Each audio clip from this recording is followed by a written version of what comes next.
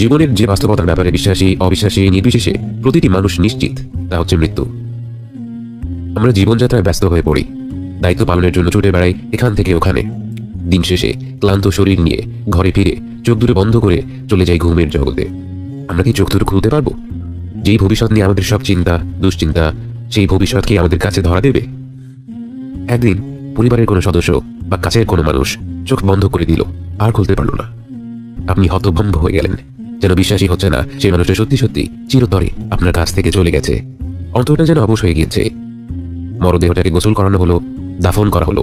যে মানুষটিকে নাম ধরে ডাকতেন, বাবা বলতেন, মা বলতেন, কত আদরের নাম ধরে ডাকতেন, সেই মানুষটাকে আজ সবাই লাশ বলে সম্বোধন করছে। লাশ কাঁধে নিয়ে আপনি হাঁটা দিলেন কবরস্থানের পানে। কবর খোঁড়া হয়ে গিয়েছে। লাশ কবরে নামানোর জন্য কজন মিলে কবরে নেমে পড়লেন।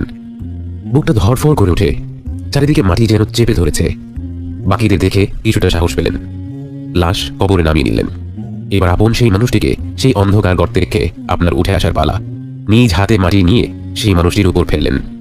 সাদা কাফনে মাটি পড়তে থাকে পড়তে থাকে। দেখতে দেখতে কবর ভরপুর হয়ে যায়। কারো কারো চোখে জল। আপনি সেখানে দাঁড়িয়ে আছেন। আপনার মুখ শুকিয়ে, আর অনেক বেশি আফসোস হচ্ছে যে সময়টুকু অপচয় করেছিলেন তার জন্য।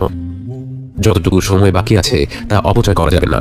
নিঃশব্দে ঠোঁট নেড়ে আপনি স্মরণ করলেন, লা ইলাহা ইল্লাল্লাহ মুহাম্মাদুর রাসূলুল্লাহ। অন্তরে আপনি জিকির করতে থাকলেন। চোখ দুটো ঘোলা হয়ে আসছে। সামনে দাঁড়িয়ে থাকা কাছের মানুষগুলো ছোটাছুটি করছে, কিন্তু আপনি তাদের স্পষ্ট দেখতে পাচ্ছেন না। বরং চোখের কোণে এক অদ্ভুত আলো ধীরে ধীরে পরিষ্কার হতে লাগলো। কি সুন্দর সেই আলো, মনোরম, চোখ জুড়িয়ে যাচ্ছে। এই আলো ওরা আগে জ্বেলে দিল না কেন? ধীরে ধীরে আপনার নাকে ভেসে আসলো এক নতুন ঘ্রাণ। এটা কি ফুলের ঘ্রাণ নাকি কোনো সুগন্ধি? এক অদ্ভুত ভালো লাগা আপনার মধ্যে ছড়িয়ে পড়ছে এবং আপনার সব শারীরিক কষ্ট দূর হয়ে যাচ্ছে। এরপর আপনাকে পুরোপুরি চমকে দিয়ে একদল মানুষ আপনার দিকে ভেসে আসে। কিন্তু কই, ওরা তো মানুষ না। তাদের মুখগুলো এত উজ্জ্বল যেন সূর্যকেও হার মানায়। আপনার মনে পড়ে গেল রাসূল সাল্লাল্লাহু আলাইহি ওয়াসাল্লামের সেই হাদিস, এবং আপনি বুঝতে পারলেন এরাই হচ্ছে সেই ফেরেশতাদের দল যারা আপনাকে আপনার নতুন জগতে স্বাগত জানাতে এসেছে। কিছুক্ষণের মধ্যেই যেন পুরো ঘরটা ফেরেশতার নূর দিয়ে ভরে গেল। আপনি যেদিকেই তাকাচ্ছেন শুধু অগণিত ফেরেশতা ছাড়া আর কিছুই দেখতে পাচ্ছেন না। এরপর একজন ফেরেশতা আপনার একদম কাছে এগিয়ে আসে। আপনি বুঝতে পারেন তিনি হচ্ছেন মালাকুল মউত, মৃত্যুর ফেরেশতা। তিনি আপনার মাথার কাছে এসে অত্যন্ত শ্রদ্ধা ভরা কণ্ঠে বলেন, হে পবিত্র আত্মা, আল্লাহর ক্ষমার জগতে, আল্লাহর সন্তুষ্টির জগতে বেরিয়ে আসো। আপনি যেন এই আহ্বানের অপেক্ষায় করছিলেন জন্ম থেকে। আপনি এত দ্রুত এত সহজে দেহ থেকে বেরিয়ে এলেন যেন এক পাত্র থেকে আরেকটি পাত্রে পানি ঢালা হলো। এবং ফেরেশতাদের উচ্ছ্বাস দেখে আপনার মনে পড়ে গেল আপনার সন্তান জন্ম হওয়ার সময়টির কথা। যখন শিশুটি জন্ম নিয়েছিল, প্রতিটি মানুষের চোখ মুখ ভরা ছিল উচ্ছ্বাস আর ভালোবাসা। সবাই তাকে কোলে নেওয়ার জন্য ব্যস্ত হয়ে গিয়েছিল। আজ আপনি যখন আপনার দেহ থেকে বেরিয়ে এলেন, সব ফেরেশতারা যেন ঠিক সেরকমই উচ্ছ্বাসিত। আপনাকে কোলে নেওয়ার জন্য তারা প্রতিযোগিতা করতে লাগলো। তারা আপনাকে এক স্বর্গীয় কাপড়ে আবরণ করে অপূর্ব সুন্দর সুগন্ধি লাগিয়ে দিয়ে আপনাকে নিয়ে চলল আসমানের পানে। আপনি যেন আলোর বেগে আকাশ পাড়ি দিতে লাগলেন। আপনাকে ঘিরে রয়েছে অগণিত ফেরেশতা। আকাশ দিয়ে ভ্রমণ করতে করতে আপনি বিভিন্ন ফেরেশতাদের দল পার হতে লাগলেন। প্রতিটি ফেরেশতাদের দল আপনার পরিচয় জানতে চাইল, আর আপনার আশেপাশে থাকা ফেরেশতারা আপনার নাম বলল। এবং সেই সাথে আপনাকে পৃথিবীতে যত ভালো ভালো নামে ডাকা হয়েছিল, সেই নামে তারা বাকিদের কাছে আপনাকে পরিচয় করিয়ে দিতে লাগলো। আপনি এমন সব দৃশ্য, এমন সব সৃষ্টি দেখতে লাগলেন যে আল্লাহর প্রশংসা ছাড়া আর কোনো কথাই আপনার মুখে আসছিল না। এই জগৎ এত প্রকাণ্ড, এত বিচিত্র। পৃথিবীতে থাকতে যেটাকে আপনি আধুনিক প্রযুক্তি ভেবেছিলেন, সেই আধুনিক প্রযুক্তি তো এই জগতের অনুপরিমাণ বাস্তবতাও কখনো তুলে ধরতে পারেনি। ভাষা হারিয়ে নিস্তব্ধ হয়ে আপনি সব দেখতে লাগলেন, এবং অবশেষে আপনাকে নিয়ে ফেরেশতারা পৌঁছে যায় সপ্তম আসমানের দ্বার প্রান্তে। এরপর আপনার অন্তর যেন কেঁপে উঠল, কারণ আপনি সারা জীবন যেই সত্তার কাছে আপনার মনের সব আকাঙ্ক্ষাগুলো বলে এসেছিলেন, যে সত্তা তার অসীম রহমত এবং ভালোবাসার মাধ্যমে আপনার সাথে কথা বলেছিল, আজ সেই মহান রব্বুল আলামিনের কণ্ঠ আপনি সরাসরি শুনতে পেলেন। এবং তিনি আপনার প্রশংসা করে অসীম মমতা ভরা কণ্ঠে বললেন, আমার আব্দের বই ইল্লিয়িনে উঠিয়ে রাখো, আর তাকে পৃথিবীতে ফিরিয়ে নাও। আমি তাকে মাটি থেকে সৃষ্টি করেছি এবং তাকে মাটিতেই ফিরিয়ে দিচ্ছি, এবং একদিন তাকে আবারও সেই মাটি থেকেই বের করে আনবো। আল্লাহর কণ্ঠ শুনে আপনার মতো পাপী বান্দার প্রতি তার যে দয়া এবং ভালোবাসা সুস্পষ্ট প্রকাশ পেল, তা শুনে আপনার পুরো সত্তা যেন অপার উল্লাসে আলোকিত হয়ে উঠল। ফেরেশতারা আপনাকে আবার পৃথিবীতে ফিরিয়ে নিতে লাগলো, কিন্তু আপনি যেন আপনার রবের সেই মায়া ভরা কণ্ঠ ছাড়া আর কিছু নিয়েই ভাবতে পারছেন না। অবশেষে আপনি ফিরে এলেন দুনিয়াতে এবং দেখলেন আপনার মরদেহ ততক্ষণে কবরে শুয়ে দেওয়া হয়েছে। আপনাকেও সেই কবরেই ফিরিয়ে দেওয়া হলো। আনন্দময় যাত্রা শেষে এবার কবরের জীবনের বাস্তবতা নিয়ে ভাবতে লাগলেন আপনি কতটা সৌভাগ্যবান, আপনার রব কতটা দয়াশীল, যার রহমত ছাড়া এমন আনন্দের অভিজ্ঞতা কখনোই সম্ভব হতো না। আপনার মনে পড়ে গেল আপনার হাবিব সাল্লাল্লাহু আলাইহি ওয়াসাল্লামের সেই হাদিসটি, এবং আপনার মনে পড়ে গেল আজ আপনি ঈমান নিয়ে মৃত্যুবরণ না করলে আপনার পরিণতি কেমন হতো। অবিশ্বাসী হয়ে মৃত্যুবরণ করলে আপনার কাছে মালাকুল মাউত এবং তার সাথীরা আসতো ভয়ঙ্কর রূপে। তাদের দেখা মাত্র আপনি তাদের থেকে দূরে পালিয়ে যেতে চাইতেন, কিন্তু পালানোর কোনো সুযোগ তখন থাকতো না। মালাকুল মাউত এগিয়ে আসতো আপনার কাছে এবং ঘৃণা ভরা কণ্ঠে বলতো, বের হয়ে আয় হে অশুভ আত্মা, এই অশুভ শরীর থেকে বের হয়ে আয়, তোর জন্য শাস্তি অপেক্ষা করছে। এবং এমন ভয়ানক কণ্ঠ হতো যে সেই শাস্তির কথা না বললেও আপনার আত্মা বের হতে চাইতো না, আপনার মৃতপ্রায় শরীরকে আঁকড়ে ধরে রাখতো। এবং তখন মালাকুল মাউত এমন ভাবে আপনার আত্মাটাকে টেনে হিঁচড়ে শরীর থেকে বের করতো, যেমনটা ঘন কাঁটাযুক্ত ডালের ভেতর দিয়ে তুলো বের করে আনা হলে হয়। এবং আপনার আত্মা বের হয়ে আসার সাথে সাথে বাকি ফেরেশতারাও আপনাকে ধিক্কার জানাতে থাকতো। আপনাকে নিয়ে আসমান পাড়ি দেওয়ার সময় যখন প্রথম আসমানের দ্বার প্রান্তে পৌঁছতেন, সেই অন্ধকার কবরে পুরোপুরি নিঃসঙ্গ। এবং তখনই আপনাকে উঠিয়ে বসানো হয় এবং আপনার সাথে সাক্ষাৎ করতে আসে দেখতে ভয়ঙ্কর দুজন ফেরেশতা। তাদের দেখে ভয় লাগলেও আপনি জানতেন মুনকার আর নাকির আসবেই। আপনি জানতেন এখন প্রশ্নোত্তরের পালা, এবং ঠিক মতো জবাব দিতে পারলে আপনার আর কোনো ভয় নেই। ঘুম থেকে ওঠার পর স্বপ্নের জগৎকে যেমন ঝাপসা মনে হয়, বাস্তবকে মনে হয় আসল সত্য। মৃত্যুর পর আপনার মনে হচ্ছে পুরো জীবনটাই যেন ছিল একটা স্বপ্ন, যা আপনি ঘুমন্ত অবস্থায় কাটিয়েছিলেন। ফেরেশতাদের সাথে অলৌকিক সব অভিজ্ঞতাগুলোর পর এখন আপনি ফিরে এসেছেন আপনার কবরে। আপনাকে মাটি দেওয়া হয়ে গেছে। আপনি শুনতে পাচ্ছেন আপনার কাছের মানুষেরা দোয়া করছে, জিকির করছে, আপনাকে ছেড়ে যেতে চাচ্ছে না। কিন্তু আপনিও জানেন, তারাও জানে, তাদেরকে যেতেই হবে। প্রত্যেক মানুষকে তার ব্যক্তিগত পথ পাড়ি দিতেই হবে। কবরস্থান থেকে প্রস্থান করা শেষ মানুষটির পদধ্বনি আপনার কানে পৌঁছয়। এরপর সব নিশ্চুপ। একটি মুহূর্ত পার হলো না সারাদিন পার হয়ে গেল বোঝা গেল না, কারণ এই জগতে সময়ের হিসাব মেলানো কষ্ট। হঠাৎ করেই আপনি অনুভব করলেন আপনার কবরটা ছোট হয়ে আসছে, মাটি আপনাকে চেপে ধরছে। চিৎকার করে ওঠার আগেই মাটি আপনাকে এমনভাবে চেপে ধরলো, আপনার মনে হলো আপনার দেহের প্রতিটি অঙ্গ মিলেমিশে একাকার হয়ে যাচ্ছে। এরপরেই আপনাকে মাটি ছেড়ে দিল। এটা কি কবরের আযাব ছিল? আপনি কি তাহলে শাস্তি পাওয়া মানুষদের দলে? আপনার মনে পড়লো রাসূল সাল্লাল্লাহু আলাইহি ওয়াসাল্লামের সেই কথাগুলো।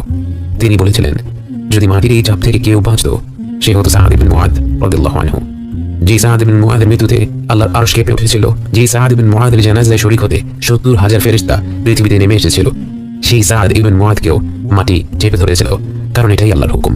আমরা মাটি থেকে এসেছি, আবার মাটিতেই মিশে যাব। এরপর আপনাকে উঠিয়ে বসানো হলো। দেখতে ভয়ঙ্কর দুজন ব্যক্তি আপনার সামনে উপস্থিত হলো। মুনকার আর নাকির কাউকে সান্ত্বনা দেয় না, তারা নম্রভাবে কথা বলে না। তাদের কর্তব্য একটাই, তারা আমাদের পরীক্ষা করবে। অজুহাত দেওয়ার কোনো সুযোগ নেই। তারা আপনাকে দেখে বলল, মান রব্বুক, তোমার রব কে? তাদের চেহারা দেখে আপনি ভেবেছিলেন আপনার গলা দিয়ে হয়তো কোনো শব্দই বের হবে না, কিন্তু যে আল্লাহকে সারা জীবন বিশ্বাস করেছেন, যে আল্লাহর আদেশ পালন করার সাধ্যমতো চেষ্টা করেছেন, যে আল্লাহর অমান্য করার পর তার কাছেই ক্ষমা চেয়ে মাথা নত করেছেন, সেই আল্লাহর পরিচয় জানতে যাওয়ার পর আপনি কি করে চুপ থাকেন?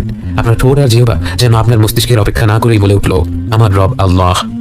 এরপর তারা প্রশ্ন করলো, ওয়া দীনুক, তোমার দিন কোনটা? আপনি বললেন, আমার দিন ইসলাম। অবশেষে তারা জিজ্ঞেস করলো, তোমার কাছে যাকে পাঠানো হয়েছিল তার ব্যাপারে তুমি কি বলো? তার নাম উচ্চারণ করতে গিয়ে আপনার মুখে হাসি ফুটে গেল। আপনি বললেন, তিনি হচ্ছেন আল্লাহর বান্দা, তার প্রেরিত রাসূল। আমি সাক্ষ্য দিচ্ছি আল্লাহ ছাড়া কোনো মাবুদ নেই এবং মুহাম্মদ সাল্লাল্লাহু আলাইহি ওয়াসাল্লাম তার বান্দা এবং তার রাসূল। সাথে সাথেই তারা বলে উঠল, সাদাত, তুমি সত্য বলেছ। এবং সাথে সাথে আপনার কবরটা প্রশস্ত হয়ে যেতে থাকে। দেখতে না দেখতেই আপনার কবরটি বিরাট আকৃতি ধারণ হয়। এরপর আপনার সামনে একটি চিত্র তুলে ধরা হয়। এটা কি একটি ভিডিও নাকি তার চেয়েও আধুনিক কোনো প্রযুক্তি, তা আপনার জানা নেই। সেটা নিয়ে ভাবার সুযোগ নেই, কারণ আপনি হতভম্ব হয়ে দেখতে পেলেন সেখানে একটি ভয়ানক জায়গা দেখানো হচ্ছে, যেখানে চারিদিকে দাও দাও করে আগুন জ্বলছে এবং হিংস্র সব জীব কারোর জন্য অপেক্ষা করছে। আপনাকে জানানো হলো এটাই আপনার গন্তব্য হয়ে যেত যদি আপনি আল্লাহর অমান্য করতেন, গাফেল হয়ে আপনার জীবন কাটিয়ে দিতেন। এরপর অন্যদিকে আরেকটি চিত্র তুলে ধরা হলো, এবং এবার আপনি আপনার জীবনের সবচেয়ে সুন্দর দৃশ্য দেখতে পেলেন, যার দিকে তাকিয়ে মাসের পর মাস কাটিয়ে দেওয়া যায়। আপনাকে বলা হলো এটাই হবে আপনার সর্বশেষ গন্তব্যস্থল। এটাই হলো জান্নাতের সেই ঘর যার জন্য আল্লাহ আপনাকে সৃষ্টি করেছেন এবং যেখানে আপনি শীঘ্রই ফিরে যাবেন। এই মনোমুগ্ধকর দৃশ্য দেখতে দেখতে আপনার কবরের জীবন শুরু হয়। কোনো এক পর্যায়ে আপনার সাথে দেখা করতে আসবে আপনার আত্মীয় স্বজনেরা, যারা আপনাকে ছেড়ে অনেক আগে পরকালে পথ পাড়ি দিয়েছিলেন। একবার ভেবে দেখুন কতটা আন্তরিক হবে সেই মিলন। যেই মাকে, যেই বাবাকে, যেই নানা নানি, দাদা দাদিকে আপনি কবর দিয়েছিলেন বহু বছর আগে, বারজাখের জীবনে এসে তাদের সাথে আপনার সাক্ষাৎ হবে। তারা দুনিয়ার জীবনের খবর জানতে চাইবে, তারা আপনার সাথে গল্প করবে। গল্প করতে করতে আপনার এক বন্ধুর কথা উঠে যায়। তারা বলে, অমুক কেমন আছে? আপনি অবাক হয়ে যান। আপনি বলেন, অমুক তো আরো 3 বছর আগেই মারা গেছে। কেন, তোমরা কি তার দেখা পাওনি? সবাই চুপ হয়ে যায়। সবাই বুঝতে পারে আপনার সেই বন্ধুটি ঈমান নিয়ে মৃত্যুবরণ করতে পারেনি, কবরের আযাব থেকে নিজেকে মুক্ত করতে পারেনি। যে ব্যক্তি ঈমান নিয়ে মৃত্যুবরণ করতে পারল না, মৃত্যু থেকে শুরু করে জাহান্নাম পর্যন্ত তার পরিস্থিতি ক্রমাগতভাবে খারাপ হতে থাকে। যখন তাকে আসমান থেকে জমিনে ছুঁড়ে ফেলা হয়, যখন মাটি তাকে হিংস্রভাবে চেপে ধরে, এরপর যখন মুনকারের নাকির এসে তাকে উঠিয়ে বসায় আর জিজ্ঞেস করে মান রব্বুক, সে কোনো উত্তর দিতে পারে না, আমতা আমতা করতে থাকে। তাকে বলা হয় মা দীনুক, আবারও সে আমতা আমতা করতে থাকে, কোনো উত্তর দিতে পারে না। তাকে প্রশ্ন করা হয় রাসূল সাল্লাল্লাহু আলাইহি ওয়াসাল্লামকে নিয়ে, তার ব্যাপারে সে কি জানে। সে অনিশ্চিত হয়ে বলে আমি শুনেছিলাম লোকে এই বলতো। তখন মুনকার আর নাকির বলবে তুমি মিথ্যা বলেছ। তার মাথায় শক্ত লোহা দিয়ে এত জোরে আঘাত করা হবে যে তার চিৎকার শুনতে পাবে আশেপাশে প্রতিটি সৃষ্টি, শুধু মানুষ আর জিন ব্যতীত। এরপর তাকে জান্নাতের একটি দৃশ্য দেখানো হবে। তাকে বলা হবে এটাই তার গন্তব্য হতে পারত যদি সে আল্লাহর আহ্বানে সাড়া দিত। তারপর তাকে জাহান্নামের দৃশ্য দেখিয়ে বলা হবে সে নিজেই এই গন্তব্যটি নিজের জন্য বেছে নিয়েছে। জান্নাতে সে কি পেতে পারত আর জাহান্নামে তার জন্য কি অপেক্ষা করছে তা সরাসরি দেখার পর তার মনে এমন অকল্পনীয় অনুতাপ জন্ম নেয় যে আর কোনো শাস্তি না থাকলেও শুধু সেই অনুতাপটাই তার জন্য আযাব হিসেবে অসহনীয় হয়ে পড়ত। সেই গন্তব্য আপনার হয়নি। আপনি শুয়ে আছেন আপনার প্রশস্ত কবরে, জান্নাতের আলোয় আলোকিত, শুধুমাত্র আপনার রবের অসীম রহমতের কারণে। এই সুখময় আবাসে আপনি অপেক্ষা করতে থাকেন সেই দিনটির জন্য, যেদিন সবাইকে একটি ময়দানে একত্রিত করা হবে। কিন্তু আপাতত একটু বিশ্রাম নেওয়া যাক। জান্নাতের দরজা খুলে দেওয়া হয়েছে, আপনার কবর প্রশস্ত করে দেওয়া হয়েছে। কবরে বয়ে চলছে সুমধুর বাতাস। পৃথিবীর সবচেয়ে সুন্দরতম সাগর পাড়ে বসে যত ভালো লাগতো তার চেয়েও অনেক গুণ বেশি ভালো লাগায় তৃপ্ত আপনার অন্তরটি। আপনার প্রতি আল্লাহর অসীম অনুগ্রহের কথা স্মরণ করতে করতে আপনি ভাবতে থাকেন সেসব কবরবাসীদের কথা যাদের পরিস্থিতি আপনার চেয়ে অনেকটাই ভিন্ন।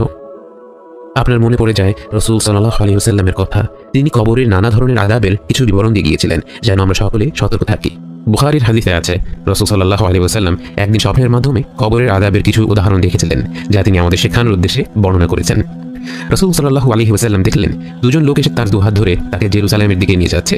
হঠাৎ তিনি দুজন মানুষকে দেখলেন, এক ব্যক্তি বসে আছে আর আরেক ব্যক্তি লোহার আঁকড়া হাতে দাঁড়িয়ে থাকা ব্যক্তিটি লোহার আঁকড়াটা নিয়ে বসে থাকা ব্যক্তির মুখের ভিতর ঢুকিয়ে দিচ্ছিল এবং এমনভাবে টেনে বের করছিল যে সেই ব্যক্তির এক পাশের গাল পুরোপুরি ছিঁড়ে যাচ্ছিল।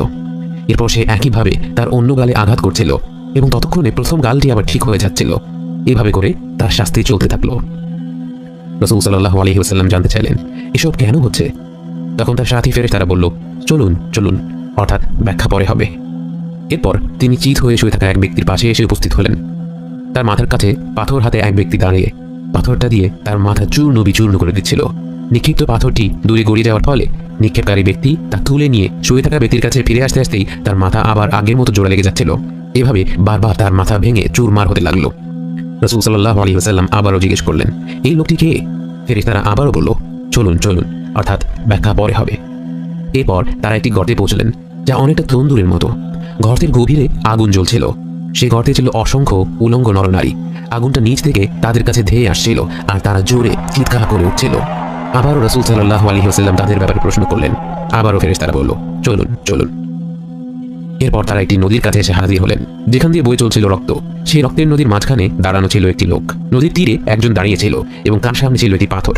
নদীর মাঝখানের লোকটি নদী থেকে বের হয়ে আসার জন্য অগ্রসর হলেই তীরে দাঁড়ানো লোকটি সে ব্যক্তির মুখ বরাবর পাথর নিক্ষেপ করছিল।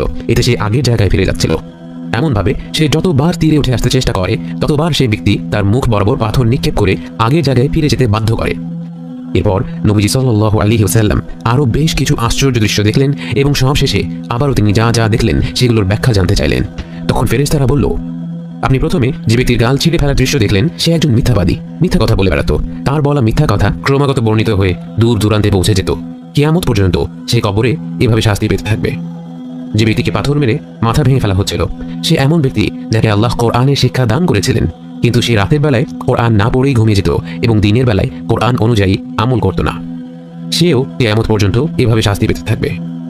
গর্তের মধ্যে আপনি যাদের দেখেছিলেন তারা ছিল ব্যভিচারী, আর রক্তের নদীতে আপনি যাকে দেখলেন সে ছিল সুদখোর। বুখারী এবং মুসলিমের আরেকটি হাদিসে আছে রাসূল সাল্লাল্লাহু আলাইহি ওয়াসাল্লাম দুটি কবরের পাশ দিয়ে যাওয়ার সময় বললেন এই দুই কবরবাসীদের শাস্তি দেওয়া হচ্ছে, কিন্তু তারা এমন পাপের জন্য শাস্তি পাচ্ছে যা থেকে বিরত থাকা খুব কষ্টকর ছিল না। একজন অন্যের ব্যাপারে নামিমা অর্থাৎ মিথ্যা গল্প রটিয়ে বেড়াতো, আর অন্যজন প্রকৃতির ডাকে সাড়া দেওয়ার পর নিজেকে ঠিকভাবে ধুয়ে নিত না। বারজাখের জীবনে চুরি করার শাস্তিও বেশ ভয়ানক। বুখারী এবং মুসলিমের আরেকটি হাদিসে বর্ণিত রয়েছে খাইবারের যুদ্ধে রিফাআহ ইবনে যায়েদ নামের একজন দাস শহীদ হন। বাকি সাহাবীরা তার প্রশংসা করে বলছিলেন, সে তো শহীদের মর্যাদা পেয়ে গেল। তখন রাসূল সাল্লাল্লাহু আলাইহি ওয়াসাল্লাম বললেন, সে শহীদ হওয়া সত্ত্বেও এই মুহূর্তে শাস্তি পাচ্ছে। একদিন সে একটি ছোট্ট কাপড় চুরি করেছিল, সেই কাপড় এই মুহূর্তে আগুন হয়ে তাকে জ্বালিয়ে দিচ্ছে। রাসূল সাল্লাল্লাহু আলাইহি ওয়াসাল্লাম তার ইসরা ও মিরাজের যাত্রায় একদল লোকদের দেখেছিলেন যাদের ঠোঁট আগুনের কাঁচি দিয়ে কেটে ফেলা হচ্ছিল। জিবরাইল আলাইহিস সালাম বলেছিলেন, তারা তোমার উম্মতকে ভালো কাজ করার উপদেশ দিত, কিন্তু নিজেরাই সেই ভালো কাজগুলো করতো না। তারা কোরআন পড়তো কিন্তু বুঝতো না। এই আযাবগুলো নিঃসন্দেহে ভয়ানক। আমরা অনেকেই এই বিষয়গুলো নিয়ে আলোচনা করতে চাই না। আমরা শুধুমাত্র আল্লাহর রহমত এবং ভালোবাসার গল্প শুনতে চাই। আবার অনেকে প্রশ্ন করে ফেলি, যে আল্লাহ বাবা মায়ের চেয়ে বহু বহু গুণে বেশি ভালোবাসেন, সেই আল্লাহ কেন আমাদেরকে এমন শাস্তি দেবেন? অন্যরা বলেন, ইসলাম তো শান্তির ধর্ম, তাহলে এখানে এসব ভয়ঙ্কর শাস্তি, পুড়িয়ে ফেলা, কেটে ফেলা, এসবের কথা কেন বলা হয়? বাস্তবে আমরা যখন আল্লাহর অমান্য করি, সেই কাজটা কতটুকু কুৎসিত তা দুনিয়ার জীবনে সুস্পষ্ট হয় না। আল্লাহ কত মহান এবং তার কোনো আদেশের অমান্য করা কত ভয়ঙ্কর একটি কাজ, এর পরিণতি আসলে কত প্রকাণ্ড তা আমরা বুঝতে পারি না। বুঝতে পারি না বলে আমরা শুধুমাত্র আল্লাহর অসীম রহমত নিয়ে ভাবতে ভালোবাসি, তার পরিপূর্ণ ন্যায় বিচারের কথা ভাবতে ভালোবাসি না। একটা খারাপ কাজ করার পরিণতি সেই কবরের আযাবের সমানই ভয়াবহ। কিন্তু আল্লাহ যেহেতু আমাদের অত্যন্ত ভালোবাসেন, আমাদের জান্নাতে যাওয়ার পথ করে দেওয়ার সুযোগ খুঁজতে থাকেন, তাই তিনি আমাদের তাৎক্ষণিকভাবে শাস্তি দিয়ে দেন না, বরং আমাদের সারা জীবনটা দিয়ে দেন। ফিরে আসার আহ্বান দিতে থাকেন, বিভিন্নভাবে আমাদের ডাকতে থাকেন এবং ফিরে আসার মাত্রই আমাদের ক্ষমা করে দেন। এবং এরপরেও যখন আমরা তাঁর আহ্বান প্রত্যাখ্যান করতেই থাকি, তিনি আমাদের পবিত্র বার্তা পাঠিয়ে জানান আমরা নিজেদেরকে কত ভয়ানক পরিণতির দিকে ঠেলে দিচ্ছি।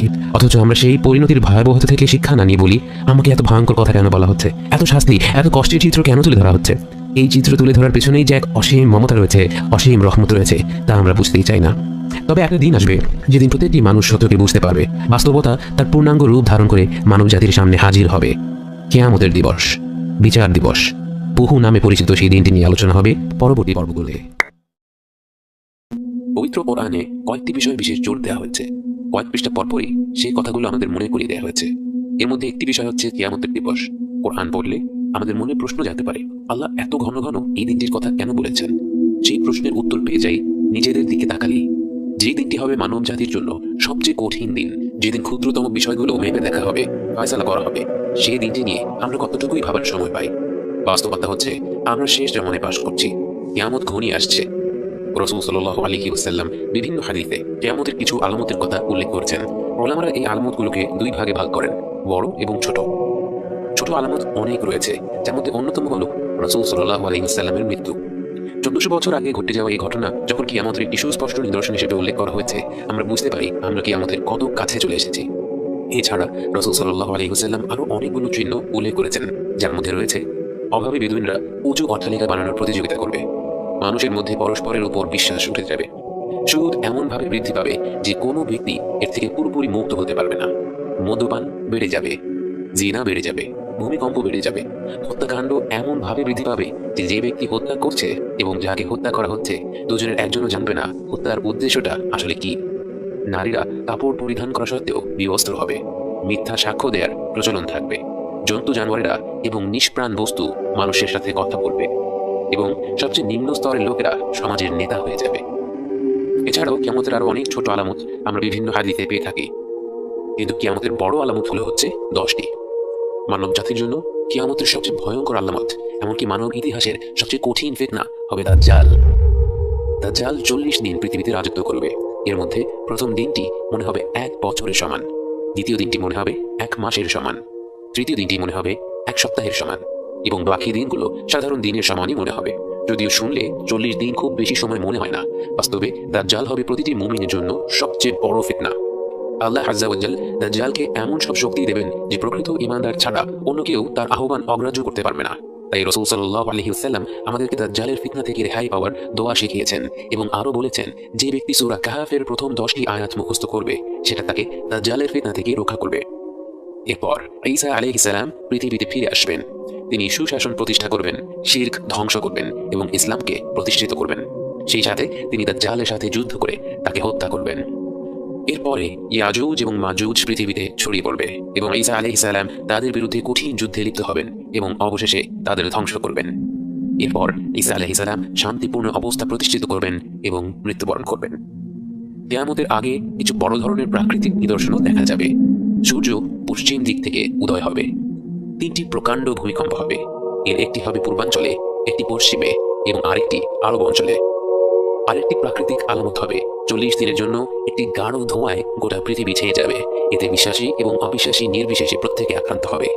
এই ধোঁয়ার ব্যাপারে আল্লাহ তাআলা বলেন, أرتقب يوم تأتي السماء بدخان مبين يغشى الناس هذا عذاب أليم আরেকটি বড় নিদর্শন হলো দাব্বাতুল আরদ বা দানবের আগমন, এবং সেই দানব মাটি থেকে উঠে আসবে। তাকে আল্লাহ কথা বলার ক্ষমতা দিবেন এবং সে মুমিন এবং অবিশ্বাসীদের চিহ্নিত করে দিবে। কিয়ামতের আগের সর্বশেষ আলামত হচ্ছে ইয়েমেন অঞ্চল থেকে এক প্রকাণ্ড আগুন শুরু হবে, যা ছড়িয়ে পড়বে পৃথিবী জুড়ে। এই আগুন পৃথিবীতে অবশিষ্ট সকল মানুষকে একটি প্রান্তরে নিয়ে আসবে। এই শেষ নিদর্শনের পর আরম্ভ হবে কিয়ামত।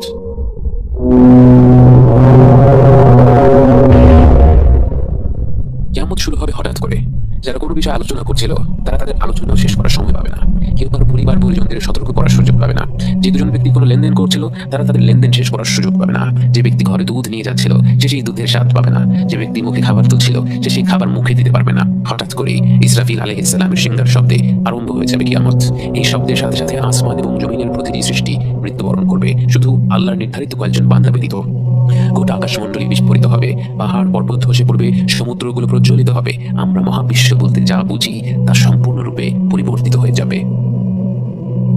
এরপর আল্লাহ তার 4 জন অবশিষ্ট পবিত্র ফেরেশতাকে জড়ো করবেন, জিবরাইল আলাইহিস সালাম, মিকাইল আলাইহিস সালাম, ইসরাফিল আলাইহিস সালাম এবং মালাকুল মউত।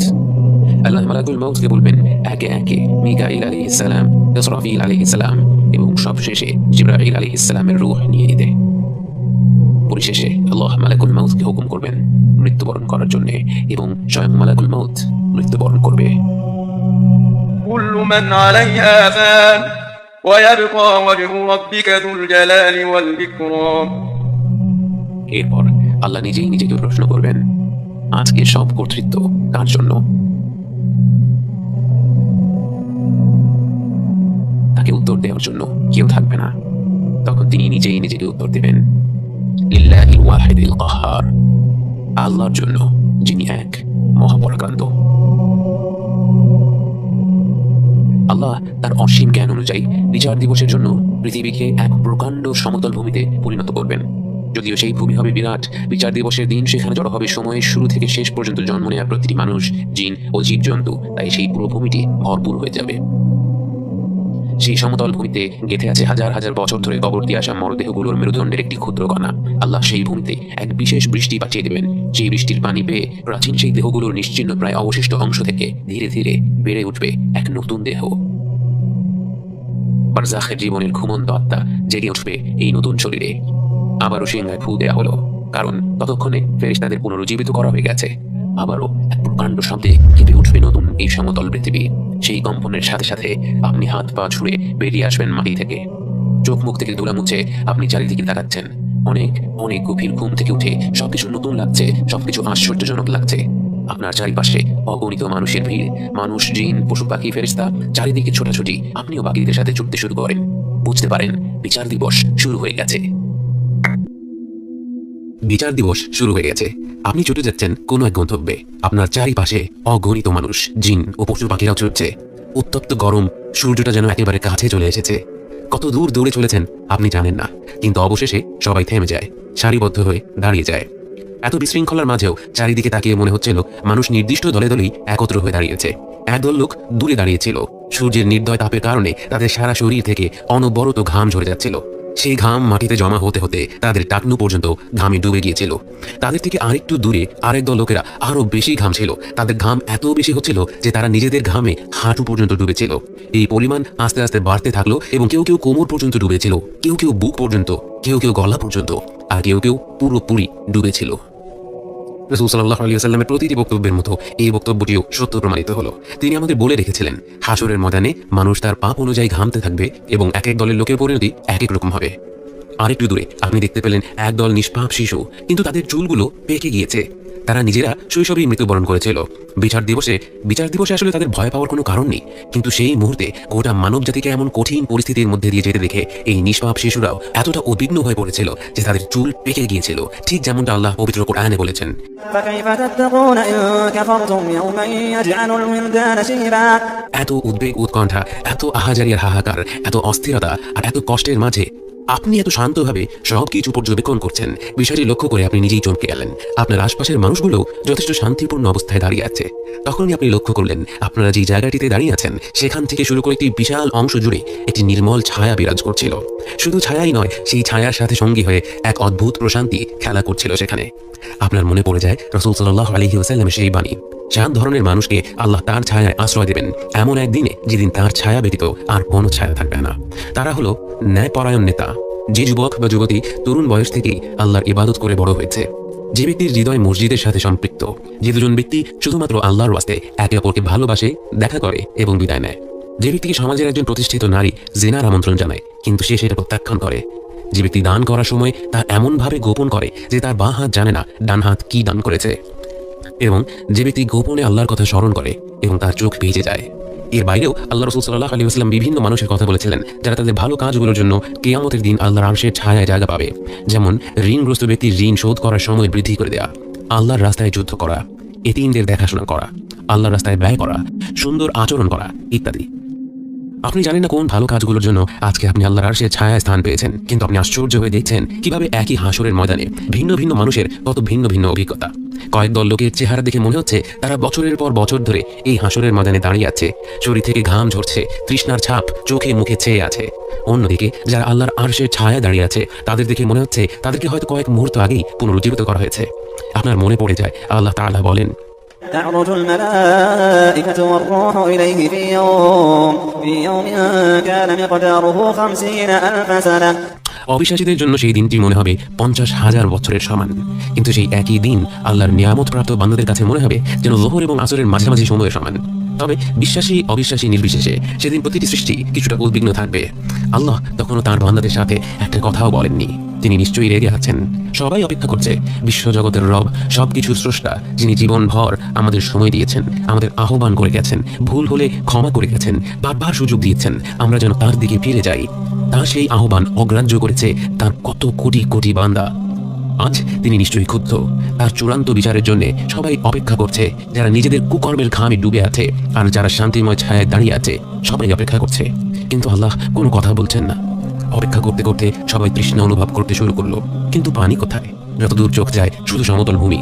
কিন্তু হঠাৎ, হয়তো মিনিট 2-1 পর অথবা 1000 খানেক বছর পর, বলা মুশকিল, কারণ সময় এখন এক এক মানুষের জন্য এক এক গতিতে চলছে, হঠাৎ করে শোনা গেল একটি শব্দ, পানি পানি উঠে এসেছে।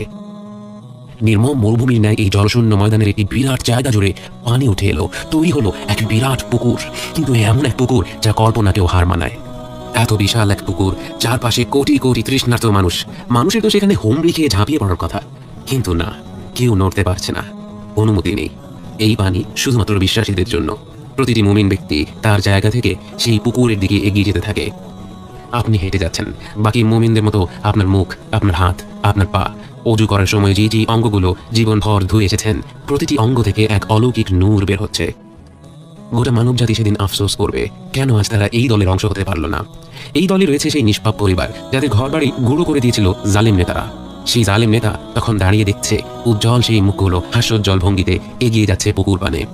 এই দলে রয়েছে আল্লাহর সেই বান্দা যে তরুণ বয়সে আল্লাহর বিধান মোতাবেক কাপড় পরিধান করে, তার বন্ধু বান্ধব থেকে শুরু করে আত্মীয় স্বজন প্রতিনিয়ত খোঁটা মেরে মন্তব্য করতো, বলতো সে কেমন যেন অন্যরকম হয়ে গেছে। আজ সে আসলেই অন্যরকম।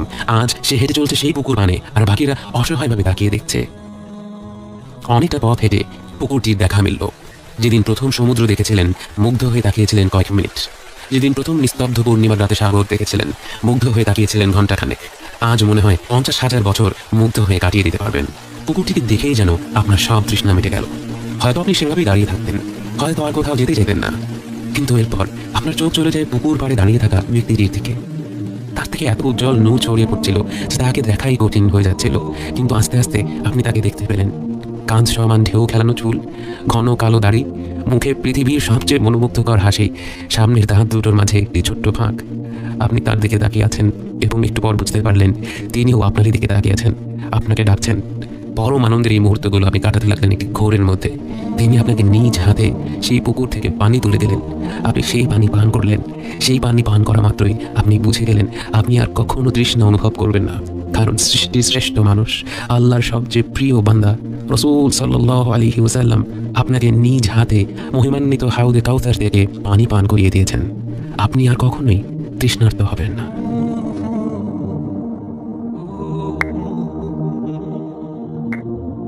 বিচার দিবসের দৈর্ঘ্য 50,000 বছরের সমান।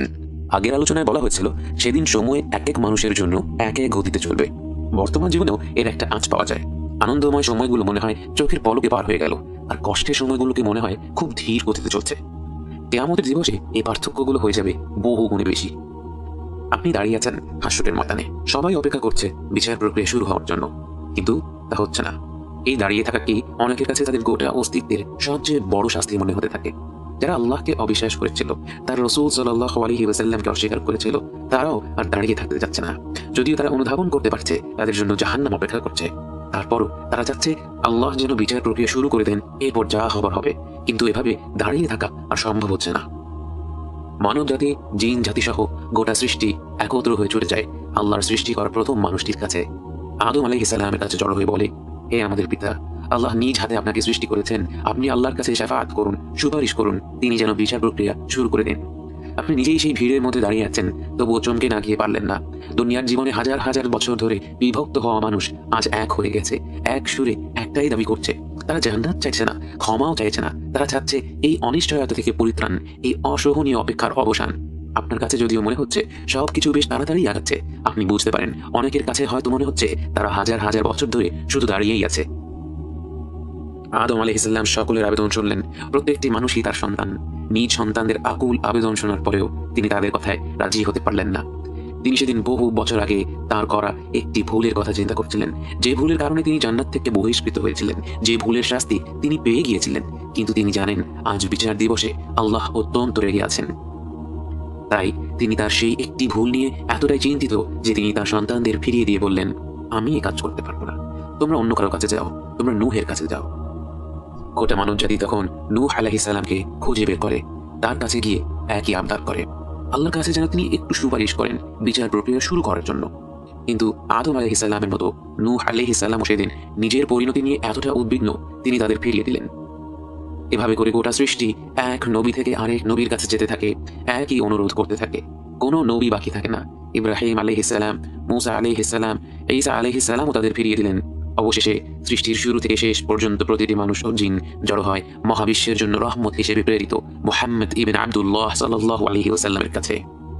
তার কাছে গিয়ে সবাই মিলে অনুরোধ করতে থাকে, হে আল্লাহর হাবিব সাল্লাল্লাহু আলাইহি ওয়াসাল্লাম, হে আল্লাহর প্রেরিত শেষ নবী সাল্লাল্লাহু আলাইহি ওয়াসাল্লাম, আমাদের এই সংকট থেকে আপনি উদ্ধার করুন, আল্লাহর কাছে শাফাআত করুন, সুপারিশ করুন, তিনি যেন বিচার প্রক্রিয়া আরম্ভ করে দেয়। সূর্যের ন্যায় উজ্জ্বল মুখমণ্ডলটির দিকে আরেকটি বার আপনার তাকানোর সুযোগ হলো। তার দিকে তাকিয়েই মনের মধ্যে এক ধরনের স্বস্তি ছড়িয়ে পড়ল। নবীজি সাল্লাল্লাহু আলাইহি ওয়াসাল্লাম সবার দিকে তাকালেন এবং তার অন্তর জুড়ানো কণ্ঠে সবাইকে আশ্বস্ত করে বললেন, আনা লাহা, আনা লাহা, এটা আমারই কাজ, এটা আমারই কাজ। এটাই হচ্ছে সেই মাকামে মাহমুদ, সেই প্রশংসিত স্থান যা রাসূল সাল্লাল্লাহু আলাইহি ওয়াসাল্লামকে দেওয়ার অঙ্গীকার করা হয়েছিল। যখন গোটা সৃষ্টি বিচার দিবসের সেই চরম সংকটময় অবস্থায় থাকবে, একমাত্র তারই অনুমতি থাকবে পুরো মানব জাতি ও জিন জাতির হয়ে আল্লাহর কাছে সুপারিশ করার। রাসূল সাল্লাল্লাহু আলাইহি ওয়াসাল্লাম চলে যান আল্লাহর আরশের সামনে এবং সেখানে সিজদায় মাথা নত করলেন এবং আল্লাহকে এমন নামে এবং এমন ভাষায় প্রশংসা করা শুরু করলেন যা আগে কখনো নাজিল করা হয়নি। তিনি তার রবকে ডাকছেন পুরো মানব জাতির জন্য, তার অন্তরটা উজাড় করে তিনি তার রবকে ডাকছেন। এবং এমনি করে কতটুকু সময় পার হয়ে গেল কারো হিসেব থাকল না। কিয়ামতের শুরু থেকে আল্লাহ অত্যন্ত রেগেছিলেন। গোটা মানব জাতি ও জিন জাতি দুনিয়ার জীবনে বারবার তাকে অমান্য করেছে, তিনি বারবার তাদের ক্ষমা করেছেন, আহ্বান করে গেছেন, তবু তারা বারবার তার ডাক অগ্রাহ্য করে পৃথিবীতে দুর্নীতি করে গেছে। হাজার হাজার বছর ধরে তার কোটি কোটি বান্দা এরূপ আচরণ করে গেছে। তার রাগ আজ কল্পনার বাইরে। তিনি এতটাই নিরাশ যে মানব জাতির এই সংকটপূর্ণ মুহূর্তেও তিনি তাদের উদ্দেশ্যে একটি কথাও বলছেন না। এমন ভয়ঙ্কর পরিস্থিতিতেও যখন তার হাবিব সাল্লাল্লাহু আলাইহি ওয়াসাল্লাম মাটিতে কপাল ঠুকে তার প্রশংসা করতে থাকেন, তাকে ব্যাকুল হয়ে ডাকতে থাকেন, তার সৃষ্টি করা শ্রেষ্ঠ এই বান্দার প্রতি অবাধ ভালোবাসা ও রহমতের টানে আল্লাহ রাব্বুল আলামিন তার ডাকে সাড়া না দিয়ে থাকতে পারলেন না। তার প্রিয় বান্দার ডাক তিনি কি করে উপেক্ষা করেন? তিনি নবীজি সাল্লাল্লাহু আলাইহি ওয়াসাল্লামকে উদ্দেশ্য করে বলেন, ইয়া মুহাম্মদ ইরফা রাসাক, হে মুহাম্মদ তোমার মাথা উঠাও, ওয়াসাল তুতা, এবং যা যাও তোমাকে দেয়া হবে, ওয়াশফা তুশাফা, সুপারিশ করো তোমার সুপারিশ কবুল করা হবে। কিয়ামতের দিবসে রাসূল সাল্লাল্লাহু আলাইহি ওয়াসাল্লামের কয়েকটি শাফাআতের কথা বর্ণনা করা আছে, কিন্তু মূলত শাফাআতুল কুবরা বা সর্ববৃহৎ শাফাআহ বলতে আমরা যা বুঝি তা হলো এই সুপারিশটি, যার কারণে আল্লাহ তাআলা কিয়ামতের দিন বিচার প্রক্রিয়া শুরু করবেন। আল্লাহ রাসূল সাল্লাল্লাহু আলাইহি ওয়াসাল্লামের সুপারিশ গ্রহণ করলেন, বিচার প্রক্রিয়া শুরু হতে যাচ্ছে। হাশরের ময়দানে সবাই অপেক্ষা করতে থাকে মহাবিশ্বের রব আল্লাহ আযজা ওয়া জাল্লার আগমনের জন্য। ويوم تشقق السماء بالغمام ونزل الملائكة تنزيلا এক প্রকাণ্ড শব্দে আকাশমণ্ডলী উন্মুক্ত হয়ে যায়, এক অলৌকিক মেঘ ধেয়ে আসে এবং অগণিত ফেরেশতারা নেমে আসে, এবং সেই ফেরেশতারা সব মানুষদের ঘিরে জায়গা করে নেয় এবং তারা একত্র হয়ে আল্লাহর প্রশংসা করতে থাকে, তার মাহাত্ম্য বর্ণনা করতে থাকে। তাদের জিকিরের উদ্দীপনা দেখে সবাই জিজ্ঞেস করে, আল্লাহ কি এসে গেছেন? তারা বলে, না, তিনি আসছেন। এবং এরপর وجاء ربك والملك صفا صفا অবশেষে স্বয়ং আল্লাহ তাআলা হাশরের ময়দানে উপস্থিত হন, এবং তিনি কিভাবে আসেন, কতটুকু কাছে আসেন, এসব বিষয়ে আমরা বিস্তারিত জানি না এবং তা কল্পনা করাও সম্ভব নয়। তিনি তো সব ধরনের কল্পনার ঊর্ধ্বে, কিন্তু তার আগমনের ব্যাপারে কিছু তথ্য আমাদেরকে রাসূল সাল্লাল্লাহু আলাইহি ওয়াসাল্লাম জানিয়েছেন বটে। যখন আকাশমণ্ডলী উন্মুক্ত হয়ে সারি সারি ফেরেশতা নেমে আসবে, এরপর আল্লাহর আরশ বহনকারী ফেরেশতারা আল্লাহর আরশ বহন করে নেমে আসবে। والملك على أرجائها ويحمل عرش ربك فوقهم يومئذ ثمانية সর্বমোট 8 জন ফেরেশতা সেদিন আল্লাহর আরশ বহন করবেন। প্রথমে সংখ্যাটাকে অল্প মনে হতে পারে, কোটি কোটি ফেরেশতার ভিড়ে আল্লাহর আরশ মাত্র 8 জন ফেরেশতা বহন করবে, কিন্তু বাস্তবে এই ফেরেশতারা অন্যদের মতো নয়। রাসূল সাল্লাল্লাহু আলাইহি ওয়াসাল্লাম তাদের বর্ণনা করে বলেন, আল্লাহর আরশ বহনকারী একজন ফেরেশতার পা হচ্ছে সপ্তম জমিনে এবং তার মাথা হচ্ছে সপ্তম আসমানে। তার কানের লতি থেকে কাঁধের দূরত্ব পাড়ি দিতে একটি পাখিকে 700 বছর ভ্রমণ করতে হবে। এমন একজন ফেরেশতা কল্পনা করাও আমাদের জন্য কঠিন। আমাদের আকাশের গ্রহ নক্ষত্রদের একত্র করলেও হয়তো এমন একজন ফেরেশতার সমান হবে না। এবার ভেবে দেখুন, এমন প্রকাণ্ড আকারের 8 জন ফেরেশতা আল্লাহ রাব্বুল আলামিনের আরশ বহন করে হাশরের ময়দানে পৌঁছবেন, এবং আল্লাহর আগমনের পর শুরু হবে হিসাব নেয়ার পর্ব। কিয়ামতের দিন হিসাব হবে 3 ধরনের। প্রথম দলকে কোনো হিসাব, কোনো আযাব ছাড়াই সরাসরি জান্নাতে প্রবেশ করানো হবে। বুখারীর হাদিসে বর্ণিত আছে, রাসূল সাল্লাল্লাহু আলাইহি ওয়াসাল্লাম বলেন, তার উম্মত থেকে 70,000 মানুষ কোনো প্রকার হিসাব ছাড়াই জান্নাতে প্রবেশ করবে এবং তাদের মুখমণ্ডল চাঁদের মতো উজ্জ্বল হয়ে থাকবে। যদিও 70,000 শুনলে খুব বেশি মনে হয় না, কিন্তু সকল মুমিন ব্যক্তিদের জন্য সুখবর রয়েছে। তিরমিজি ও ইবনে মাজাহ কিতাবের হাদিসে বর্ণিত আছে, রাসূল সাল্লাল্লাহু আলাইহি ওয়াসাল্লাম আরো বলেন, আমার রব আমাকে প্রতিশ্রুতি দিয়েছেন, আমার উম্মত থেকে 70,000 বান্দা সরাসরি জান্নাতে প্রবেশ করবে কোনো প্রকার হিসাব বা আযাব ছাড়া, এবং তাদের মধ্যে প্রতি 1000 বান্দার সাথে আরো 70,000 মানুষ যোগ হবে। অর্থাৎ সব মিলিয়ে 49 লক্ষ মুমিন বান্দা সরাসরি জান্নাতে প্রবেশ করবে কোনো প্রকার হিসাব ছাড়া। এবং শুধু তাই নয়, ওই হাদিসে রাসূল সাল্লাল্লাহু আলাইহি ওয়াসাল্লাম আরো বলেন, এরপর আল্লাহ তাআলা 3 বার তার নিজ হাতের মুঠো ভরে তার বান্দাদের কোনো হিসাব ছাড়া সরাসরি জান্নাতে প্রবেশ করাবেন। যে রবের আরশ এই পুরো মহাবিশ্ব থেকে অসংখ্য গুণে বড়, সে রবের হাত ভরপুর হলে কত অগণিত মুমিন বান্দা সেদিন সরাসরি জান্নাতে প্রবেশ করবে তা আমাদের কল্পনার বাইরে। আমরা শুধু এই আশাই করি যে আমরা প্রত্যেকে যেন সে দলের মধ্যেই অন্তর্ভুক্ত হই। পরম করুণাময় আল্লাহ যেন আমাদের উপর দয়া করেন, আমাদের কোনো প্রকার হিসাব না নেন। আমার ভাই এবং বোনেরা, এই বিষয়ে আপনাদের কাছে বিশেষভাবে জোর দিতে চাই, সেদিন লক্ষ লক্ষ, হয়তো কোটি কোটি মুমিন বান্দা কোনো প্রকার হিসাব ছাড়া সরাসরি জান্নাতে প্রবেশ করবে। এই বান্দাদের মধ্যে হয়তো অনেক ব্যভিচারী, অনেক সুদখোর, অনেক জালিম ব্যক্তিও থাকবে, যারা তাদের ভুল বুঝতে পেরে আল্লাহর কাছে ফিরে এসেছিল কালবান সালিম বা বিশুদ্ধ অন্তর নিয়ে। আমাদের প্রত্যেকের পাপের সংখ্যা অজস্র এবং প্রত্যেকটি পাপ গুরুতর, কিন্তু আমরা যেন সেই পাপগুলোর কারণে আল্লাহর কাছ থেকে চাইতে লজ্জা না পাই। কারণ আল্লাহর কাছ থেকে চাইতে লজ্জা করা মানে তার ক্ষমাকে ছোট করে দেখা, তার রহমতকে ছোট করে দেখা। আমরা যেন সেদিন এই কারণে এই শ্রেষ্ঠ দলের অন্তর্ভুক্ত হওয়া থেকে বঞ্চিত না হই যে আমরা আল্লাহর ক্ষমার উপর হতাশ হয়ে সরাসরি জান্নাত লাভের জন্য দোয়াই করিনি। আমরা যেন প্রত্যেকে আল্লাহর কাছে শ্রেষ্ঠ এই দলটির অংশ হওয়ার জন্য দোয়া করি। আমি চোখের জিনা করে থাকলেও, আমি সুদের চাকরি করে থাকলেও, আমি মদ্যপান করে থাকলেও, হয়তো এই দোয়ার কারণেই আমি শীঘ্রই এই পাপগুলো থেকে ফিরে আসতে পারবো এবং সেদিন কোনো প্রকার হিসাব, কোনো প্রকার আযাব ছাড়া জান্নাতে প্রবেশ করতে পারবো। আল্লাহ সুবহানাহু ওয়া তাআলা আমাদের সবাইকে সেই দলের অন্তর্ভুক্ত করুন, আমিন। সর্বোত্তম এই পরিণতির পর রয়েছে দুটি দল। এক দল লোকের জন্য রয়েছে হিসাবুন ইয়াসীর, فسوف يحاسب حسابا يسيرا তাদের জন্য রয়েছে সহজ হিসাব, এবং এটাও হবে মুমিন বান্দাদের জন্য। কিন্তু সেই বান্দারা যারা হিসাব ছাড়া জান্নাতে প্রবেশ করার দলের মধ্যে ছিল না, এই দলের বান্দাকে আল্লাহ তার জ্ঞান, তার নিয়ামত এবং তার কাজ সম্পর্কে জিজ্ঞেস করবেন এবং সে সেগুলো কিভাবে কাজে লাগিয়েছিল তা জানতে চাইবেন। সে তখন বিভিন্ন ধরনের ভালো কাজের কথা উল্লেখ করতে পারবে এবং সে যত ভালো কাজের কথা উল্লেখ করতে থাকে সেই প্রশ্নোত্তর পর্ব তার জন্য তত সহজ হতে থাকে এবং সেই মুহূর্তেই আল্লাহর রহমত তার উপর বর্ষিত হতে থাকে। এবং এরপর আল্লাহ তাকে আলাদা করে নেবেন এবং তাকে তার পাপগুলো দেখাবেন, এবং তার পাপগুলো দেখার পরে সে আল্লাহর সামনে অত্যন্ত লজ্জিত বোধ করবে। তীব্র বুখারী ও মুসলিম হাদিসে আছে, রাসূল সাল্লাল্লাহু আলাইহি ওয়াসাল্লাম আয়েশা রাদিয়াল্লাহু আনহাকে বলেন, হিসাবের সময় যারই খুঁটিনাটি হিসাব নেওয়া হবে সেই সাজাপ্রাপ্ত হবে। এই দলের ব্যক্তিদের তাদের জীবনের প্রতিটি কাজের জন্য, প্রতিটি মুহূর্তের জন্য, ছোট বড় প্রতিটি নিয়ামতের জন্য প্রশ্ন করা হবে এবং এই দলের লোকদের কোনো উত্তর থাকবে না। ভেবে দেখুন, আমাদের যদি শুধু গত এক সপ্তাহের কর্মকাণ্ডের জন্য প্রতিটি সেকেন্ডে আমরা কিভাবে ব্যয় করেছি, প্রতিটি পয়সা আমরা কিভাবে আয় করেছি এবং তা কিসের পেছনে খরচ করেছি, প্রতিটি নিয়ামত পাওয়ার পর আমরা তা কিভাবে ব্যবহার করেছি এ নিয়ে প্রশ্ন করা হয়, হয়তো এই এক সপ্তাহের হিসাবেই আমাদের পরিণতি ভয়ঙ্কর হয়ে যাবে। ভেবে দেখুন, যে ব্যক্তিকে তার বালে হওয়ার পর থেকে মৃত্যু পর্যন্ত প্রতিটি মুহূর্তের জন্য জবাবদিহিতা করতে হবে, তার পরিস্থিতি কতটা ভয়াবহ হবে। তাই আমরা প্রতিনিয়ত আল্লাহর কাছে দোয়া করি, আমাদের যা প্রাপ্য তিনি যেন আমাদের তা না দেন।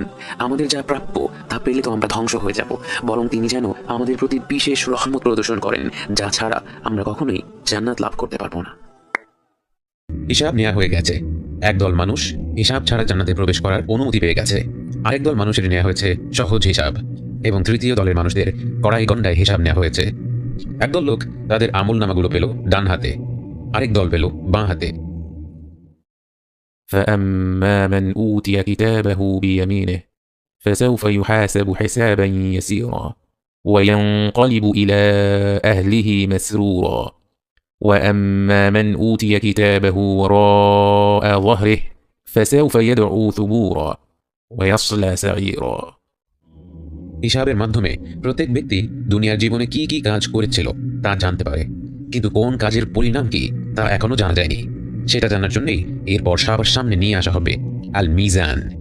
ونضع الموازين القسط ليوم القيامة فلا تظلم نفس شيئا وإن كان مثقال حبة من خردل أتينا بها وكفى بنا حاسبين মিজানের সহজ বাংলা হলো দাড়িপাল্লা। দাড়িপাল্লা কি তা আমরা সবাই জানি। এর দুই দিকে দুটো পাল্লা থাকে যা দিয়ে আমরা ওজন মেপে থাকি। কিয়ামতের দিবসের মিজানও এই কাজটি করবে, কিন্তু বলাই বাহুল্য সেই মিজান কল্পনা করা আমাদের জন্য সম্ভব না। রাসূল সাল্লাল্লাহু আলাইহি ওয়াসাল্লাম বললেন, কিয়ামতের দিন মিজান আনা হবে, সেখানে যদি গোটা আসমান আর জমিনকে ওজন করা হয় তা করা যাবে। অতএব আমরা এই মিজান কল্পনা করতে পারি না, শুধু এতটুকুই জানি এখানে ছোট বড় সব ধরনের আমলকেই ওজন করা হবে। যে সকল আমল ইখলাসের সাথে শুধুমাত্র আল্লাহকে খুশি করার উদ্দেশ্যে তার প্রেরিত রাসূল সাল্লাল্লাহু আলাইহি ওয়াসাল্লামের নির্দেশনা মোতাবেক করা হয়েছিল, সে সকল আমল ক্ষুদ্র হলেও মিজানে তাদের ভার হবে অনেক। আর কোনো কাজ যদি আল্লাহ ব্যতীত অন্য কাউকে খুশি করার জন্য হয়ে থাকে বা রাসূল সাল্লাল্লাহু আলাইহি ওয়াসাল্লামের শিখিয়ে দেওয়া পদ্ধতিতে না করা হয়ে থাকে, সেই কাজ সংখ্যায় যতই হোক না কেন মিজানে তার কোনো মূল্যই থাকবে না। বুখারীর হাদিসে বর্ণিত আছে, আবু হুরায়রা রাদিয়াল্লাহু আনহু বলেন, রাসূল সাল্লাল্লাহু আলাইহি ওয়াসাল্লাম বলেছেন, দুটি কথা আছে যা জিহ্বায় অত্যন্ত হালকা কিন্তু মিজানে অত্যন্ত ভারী এবং আল্লাহর কাছে অত্যন্ত প্রিয়। কথা দুটি হচ্ছে সুবহানাল্লাহি ওয়া বিহামদিহি এবং সুবহানাল্লাহিল আযীম। তিরমিজির এক হাদিসে বর্ণিত আছে, আল্লাহ রাসূল সাল্লাল্লাহু আলাইহি ওয়াসাল্লাম বলেন, আল্লাহ আমার উম্মতের এক লোককে সবার সামনে নিয়ে আসবেন। তার পাপের ৯৯টি আমল নামা বিছিয়ে দেওয়া হবে, যার প্রত্যেকটি যত দূর চোখ যায় তত দূর পর্যন্ত ছড়িয়ে থাকবে। আল্লাহ বলবেন, তুমি কি এর কোনো কিছুকে অস্বীকার করো? আমার আমল সংরক্ষক ফেরেশতা কি তোমার প্রতি কোনো অন্যায় করেছে? লোকটি বলবে, না, এ আমার প্রতিপালক। আল্লাহ বলবেন, তোমার কি পেশ করার মতো কোনো অজুহাত বা কোনো নেকি আছে? লোকটি হতবাক হয়ে বলবে, না, এ আমার প্রতিপালক। আল্লাহ বলবেন, অবশ্যই আমাদের কাছে তোমার একটি নেকি আছে, আজ তোমার প্রতি কোনো অবিচার করা হবে না। এরপর এক টুকরো কাগজ বের করা হবে যাতে লেখা থাকবে আশহাদু আল্লা ইলাহা ইল্লাল্লাহু ওয়া আশহাদু আন্না মুহাম্মাদান আবদুহু ওয়া রাসূলুহু সাল্লাল্লাহু আলাইহি ওয়াসাল্লাম। আল্লাহ মিজান আনতে আদেশ করবেন। লোকটি বলবে, হে আমার প্রতিপালক, এতগুলি বড় বড় আমলনামার কাছে এই ছোট্ট কাগজের ওজন কি হবে? আল্লাহ বলবেন, তোমার প্রতি অবিচার করা হবে না। অতঃপর আমল নামাগুলোকে দাঁড়িয়ে এক পাল্লায় এবং ওই ছোট্ট কাগজটিকে অন্য পাল্লায় চড়ানো হবে। দেখা যাবে পাপের আমল নামাগুলোর ওজন হালকা এবং ছোট্ট সেই কাগজটির ওজন ভারী হয়ে গেছে। এছাড়াও বিভিন্ন হাদিসে নিয়মিত যিকর আজকারের কথা উল্লেখ আছে যেগুলোর ওজন মিজানের পাল্লায় অনেক ভারী হবে। আমরা অনেক সময় সংখ্যায় বেশি আমল করার দিকে নজর দিই, কিন্তু আন্তরিকতার সাথে আমল করার ব্যাপারে উদাস থাকি। অথচ মিজানের বর্ণনাগুলো শুনলে এ ব্যাপারে কোনো সন্দেহ থাকে না যে আমাদের দিনে আন্তরিকতার উপর অনেক বেশি জোর দেওয়া হয়েছে। আবু দাউদ, বিশেষ করে ইন্টারনেটের এই যুগে এমন অনেক কিছুই আমরা অনলাইনে দেখি যার সাথে আমরা একমত নই, যা আমাদের বিরক্ত করে, হয়তো রাগিয়েও দেয়। তখন হয়তো খুব সহজেই আমরা রাগের মাথায় একটা খারাপ কথা বলে ফেলি। অনলাইন ছাড়াও দৈনন্দিন জীবনে ঘরে বাইরে রাস্তাঘাটে দিন দিন মানুষের ধৈর্য কমে যাচ্ছে। একজন আরেকজনকে ওভারটেক করছে, একটা গাড়ি আরেকটাকে ধাক্কা দিচ্ছে, বাসের কন্ডাক্টর 3-4 বার ভাড়া যাচ্ছে, অফিসে পলিটিক্স চলছে, ঘরে ঝগড়া চলছে, আত্মীয় স্বজন একজন আরেকজনকে নিয়ে মন্তব্য করছে। এসব কিছুর মধ্যে সুন্দর আচরণ ধরে রাখাটা যেন এক ধরনের যুদ্ধ। তাই আমরা যেন মনে রাখি এই যুদ্ধে বিজয়ী হওয়ার পুরস্কার কিন্তু অনেক বড়। আমাদের মনে হতে পারে রাত জেগে তাহাজ্জুদ পড়া বা নফল রোজা রাখা বা বেশি বেশি সাদাকা করাকে উল্লেখ না করে রাসূল সাল্লাল্লাহু আলাইহি ওয়াসাল্লাম সুন্দর আচরণকেই কেন এত গুরুত্ব দিলেন? এর একটি ব্যাখ্যা হচ্ছে, যে কষ্ট করে এত নফল ইবাদত করে কিন্তু তার আচরণ ভালো না, সে তার খারাপ আচরণের মাধ্যমে তার ভালো কাজগুলোকে কিয়ামতের দিবসে হারিয়ে ফেলবে। সে হয়তো কারো ব্যাপারে গীবত করলো, তখন যার ব্যাপারে গীবত করেছে সে তার তাহাজ্জুদের নেকি নিয়ে যাবে। আরেক ব্যক্তিকে সে গালমন্দ করলো, সে ব্যক্তি তার সাদাকার নেকি নিয়ে যাবে। অথচ যে ব্যক্তির আচরণ সুন্দর, তার ভালো কাজ অল্প হলেও কিয়ামতের দিবসে সেই ভালো কাজ তার কাছেই রয়ে যায় এবং সেই ভালো কাজের মাধ্যমে সে পার পেয়ে যায়। আল্লাহ আমাদেরকে অন্যের হক নষ্ট করা থেকে হেফাজত করুন। রাসূল সাল্লাল্লাহু আলাইহি ওয়াসাল্লাম আরও বলেন, যে বাবা মা সন্তান হারানোর পর সবর করে তার সেই সবর মিজানের পাল্লা ভারী করবে। যে ব্যক্তি কারো জানাজায় শরীক হলো তার জন্য উহুদ পাহাড় পরিমাণ নেকি মিজানের পাল্লায় যোগ করা হবে। যারা নিয়মিত কোরআন পড়েছে তাদের জন্য স্বয়ং কোরআন এসে শাফাআত করবে এবং কোরআন পাঠ করার সময় প্রতিটি উচ্চারিত অক্ষরের জন্য 10টি করে নেকি জমা হবে। অর্থাৎ আমরা যদি শুধুমাত্র সূরা ইখলাস তিলাওয়াত করি আমাদের পাল্লায় 400টিরও বেশি নেকি জমা হবে। সুবহানাল্লাহ। তাই আমাদের প্রত্যেকের উচিত প্রতিদিন কোরআন পাঠ করা, একটি লাইন হলেও পাঠ করা, কিন্তু প্রতিদিন করা। অনেকে বলেন কোরআন তো শুধু পড়ে গেলেই হবে না, কোরআন তো আল্লাহ পাঠিয়েছেন বোঝার জন্য। এই কথাটি 100% সত্য, কিন্তু অনেকে আবার কোরআন বোঝার দিকে জোর দিতে গিয়ে কোরআন তিলাওয়াতের মর্যাদা ছোট করে দেখতে চান এবং সেটা অবশ্যই একটি বড় ধরনের ভুল। কোরআনকে বোঝা সারা জীবনের একটি যাত্রা। এই অভিযান চলবে নিয়মিত কোরআন পাঠ করার পাশাপাশি। কোরআন তিলাওয়াত করার তাৎপর্য শুধু অক্ষরে 10টি করে নেকি নয়। আমরা যখন কোরআন তিলাওয়াত করি তখন এই মহাবিশ্বের রব যা বলেছেন আমিও সেই একই কথা উচ্চারণ করছি। এটা কি শিহরিত হওয়ার মতো বিষয় না? উদাহরণস্বরূপ চিন্তা করুন, যখন কোনো এক বিখ্যাত খেলোয়াড় খেলায় বিজয়ী হয়ে তার জার্সিটা ছুঁড়ে মারল ভক্তদের দিকে।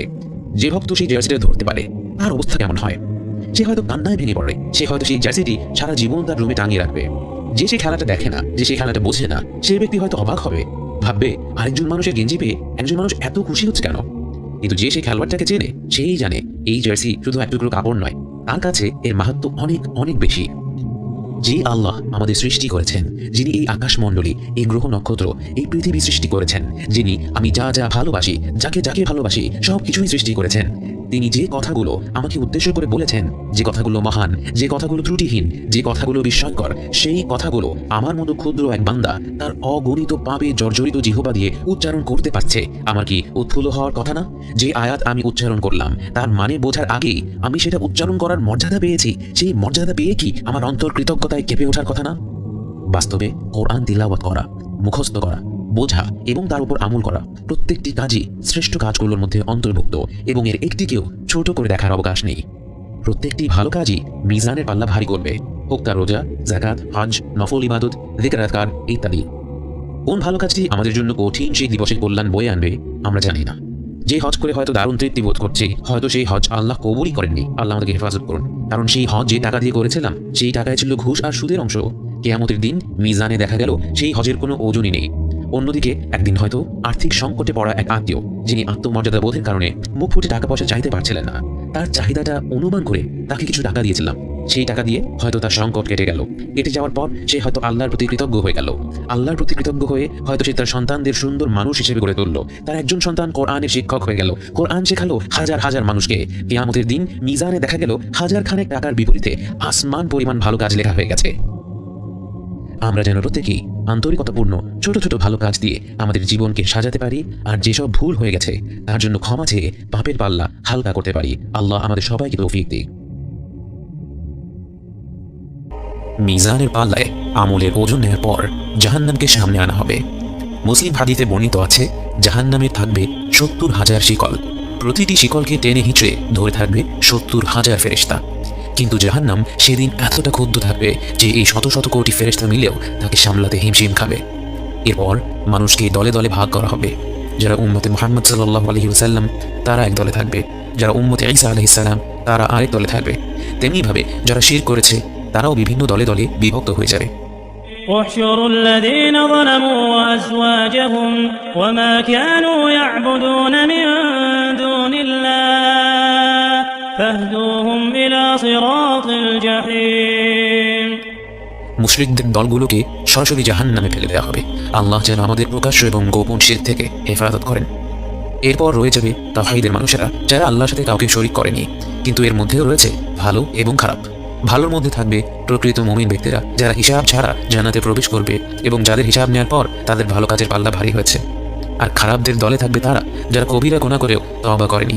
এবং সবচেয়ে খারাপ হচ্ছে মুনাফিকরা, যারা তখনও পর্যন্ত বিশ্বাসীদের দলই রয়েছে, তখনও পর্যন্ত তারা আল্লাহর সাথে পরিকল্পনা করছে, তাকে ধোঁকা দেওয়ার চেষ্টা করছে, কিন্তু অতি শীঘ্রই তারা টের পেয়ে যাবে সকল পরিকল্পনাকারীদের উপর পরিকল্পনা করেন আল্লাহ। মুশরিকদের জাহান্নামে ফেলে দেওয়ার পর জাহান্নামের উপর দিয়ে বসানো হবে একটি সেতু, একটি ব্রিজ, যাকে বলা হয় সিরাত। এই সেই পুল সিরাত যা পাড়ি দিতে হবে অবশিষ্ট প্রতিটি বান্দাকে। সিরাত হবে অত্যন্ত পিচ্ছিল, তলোয়ারের চেয়েও ধারালো এবং চুলের চেয়েও চিকন। এর চারিপাশে থাকবে অগণিত আঁকড়া, যা নির্দিষ্ট মানুষকে আঁকড়ে ধরবে। এই আঁকড়াগুলো হবে মানুষের বিভিন্ন পাপের সাথে সম্পৃক্ত। যার যে পাপ তখনও ক্ষমা করা হয়নি, সেই পাপ এসে তাকে আঁকড়ে ধরে জাহান্নামের দিকে টেনে নিয়ে যাবে। পৃথিবীতে যেমন দিনের পর রাত্রি আসে, কিয়ামতের দিবসেও ধীরে ধীরে অন্ধকার নেমে আসবে। সিরাতের দিকে যেতে যেতে চারিদিক ঘুটঘুটে অন্ধকার হয়ে যাবে। তখন বিশ্বাসীরা তাদের ভালো কাজ অনুযায়ী নিজেদের ভেতর আলো খুঁজে পাবে। কারো কারো আলো হবে পাহাড়ের সমান, কারো কারো আলো ছড়াবে একটি তাল গাছের দূরত্ব পর্যন্ত। এভাবে করে একদল লোক থাকবে যাদের শুধু পায়ের আঙ্গুলে একটুখানি আলো থাকবে, যা একবার জ্বলে আবার নিভে যায়। যে যার আলো অনুযায়ী সিরাত পর্যন্ত পৌঁছবে এবং সেই আলোর সাহায্যে সিরাত পার হবে। এখানে একটি বিষয় লক্ষ্য করা ভালো, যে ব্যক্তি পাহাড় সমান আলো ছড়াবে তার আলো কি তার সঙ্গীদের পথ দেখিয়ে দেওয়ার জন্য যথেষ্ট নয়? যে ব্যক্তি সেদিন একেবারে অল্প আলো পাবে এবং অত্যন্ত কষ্ট করে সিরাত পর্যন্ত পৌঁছবে, সে দুনিয়াতে এমন কারো সঙ্গী হয়নি, এমন কারোর সাথে বন্ধুত্ব করেনি যে কঠিন সেই দিনে চারপাশে আলো ছড়িয়ে দেবে। তাই আমাদের দিনে ভালো মানুষের সাথে বন্ধুত্ব স্থাপন করার ব্যাপারে বিশেষ জোর দেওয়া হয়েছে। প্রতিটি মানুষ তার আলো অনুযায়ী সিরাতের দিকে আগাচ্ছে, কিন্তু একদল মানুষ দেখলো তাদের তো কোনো আলোই নেই, তাদের চারপাশে ঘন অন্ধকার। ওই দূরে তারা দেখতে পায় কিছু মানুষ তাদের নিজেদের আলো নিয়ে ছুটে চলছে সিরাতের পানে, কিন্তু এত অন্ধকার পাড়ি দিয়ে তাদের পক্ষে ওই মুমিনদের পিছু নেওয়া সম্ভব হয় না। এরাই হচ্ছে মুনাফিক, যারা এতক্ষণ পর্যন্ত বিশ্বাসীদের সাথেই ছিল, যারা ভেবেছিল তারা আল্লাহকে ধোঁকা দিতে পেরেছে। অবশেষে আল্লাহ তাদের পাকড়াও করেন। يوم ترى المؤمنين والمؤمنات يسعى نورهم بين أيديهم وبأيمانهم بشراكم اليوم جنات تجري من تحتها الأنهار خالدين فيها ذلك هو الفوز العظيم يوم يقول المنافقون والمنافقات للذين آمنوا انظرونا نقتبس من نوركم قيل ارجعوا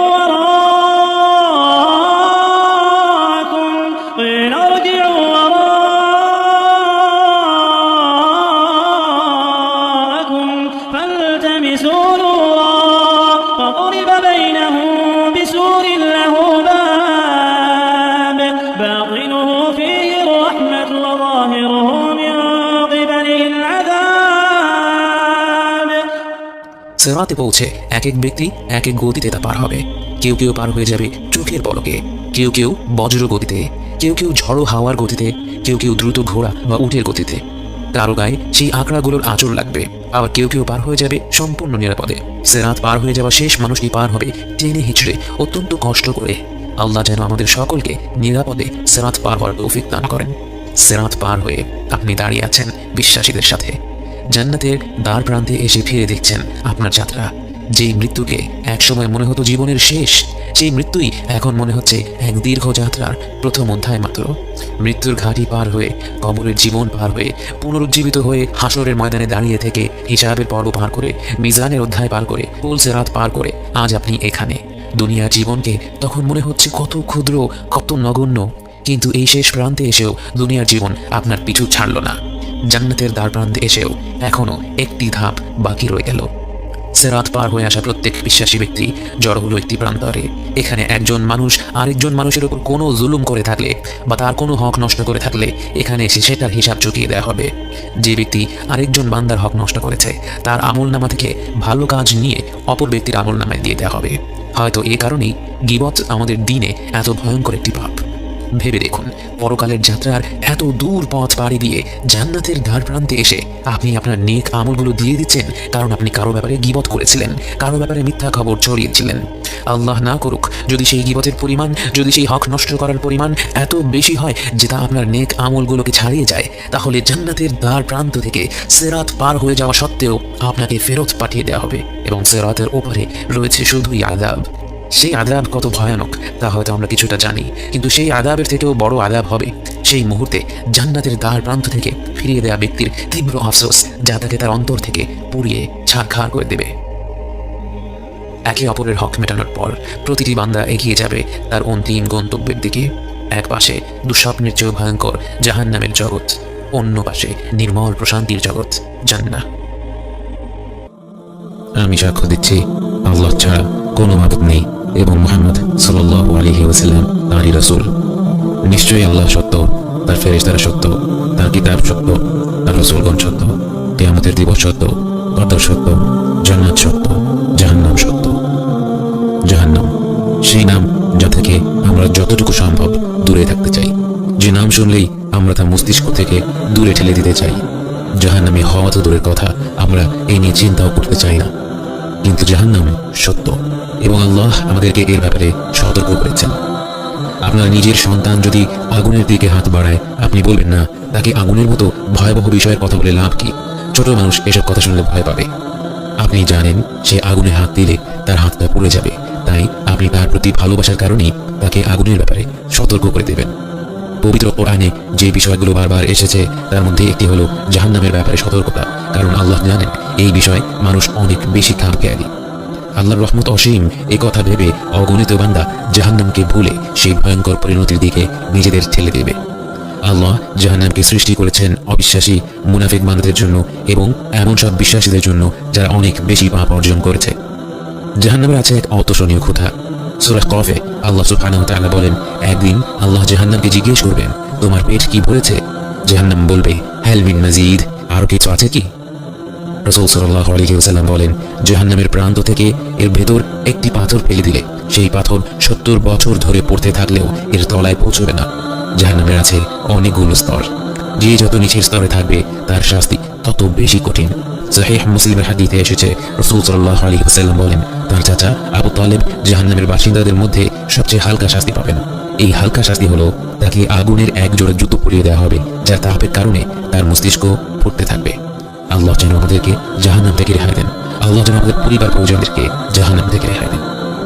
জাহান্নামের সবচেয়ে নিম্ন স্তরে জায়গা হবে মুনাফিকদের এবং তারা ভোগ করবে সবচেয়ে ভয়াবহ শাস্তিগুলো। জাহান্নামের বাতাস হবে সামুম, যা হবে অত্যন্ত শুষ্ক ও উত্তপ্ত, এবং জাহান্নামের পানি হবে হামিম, যা হবে ফুটন্ত পানির মতো গরম। সেখানে ছায়া থাকবে শুধুমাত্র একটি গভীর ধোঁয়ার ভেতরে, যেখানে শ্বাস প্রশ্বাস নেওয়াই দুষ্কর। জাহান্নামের আগুনের তাপ হবে পৃথিবীর আগুনের চেয়ে 70 গুণ বেশি। যে পৃথিবীর আগুন এক মুহূর্তের জন্য আমাদের শরীর সইতে পারে না, আমরা কি করে জাহান্নামের আগুন সহ্য করার কথা ভাবতে পারি? জাহান্নামীদের উদ্দেশ্য করে আল্লাহ তাআলা বলেন, ফাযূকূ ফালান নাযীদাকুম ইল্লা আযাবা। জাহান্নামে প্রতিনিয়ত শাস্তি বাড়তে থাকবে। প্রতিদিন যে শাস্তি দেওয়া হবে তা তার আগের দিনের চেয়ে বেশি হবে, অর্থাৎ এই শাস্তিতে কারো অভ্যস্ত হয়ে যাওয়ার সুযোগ নেই।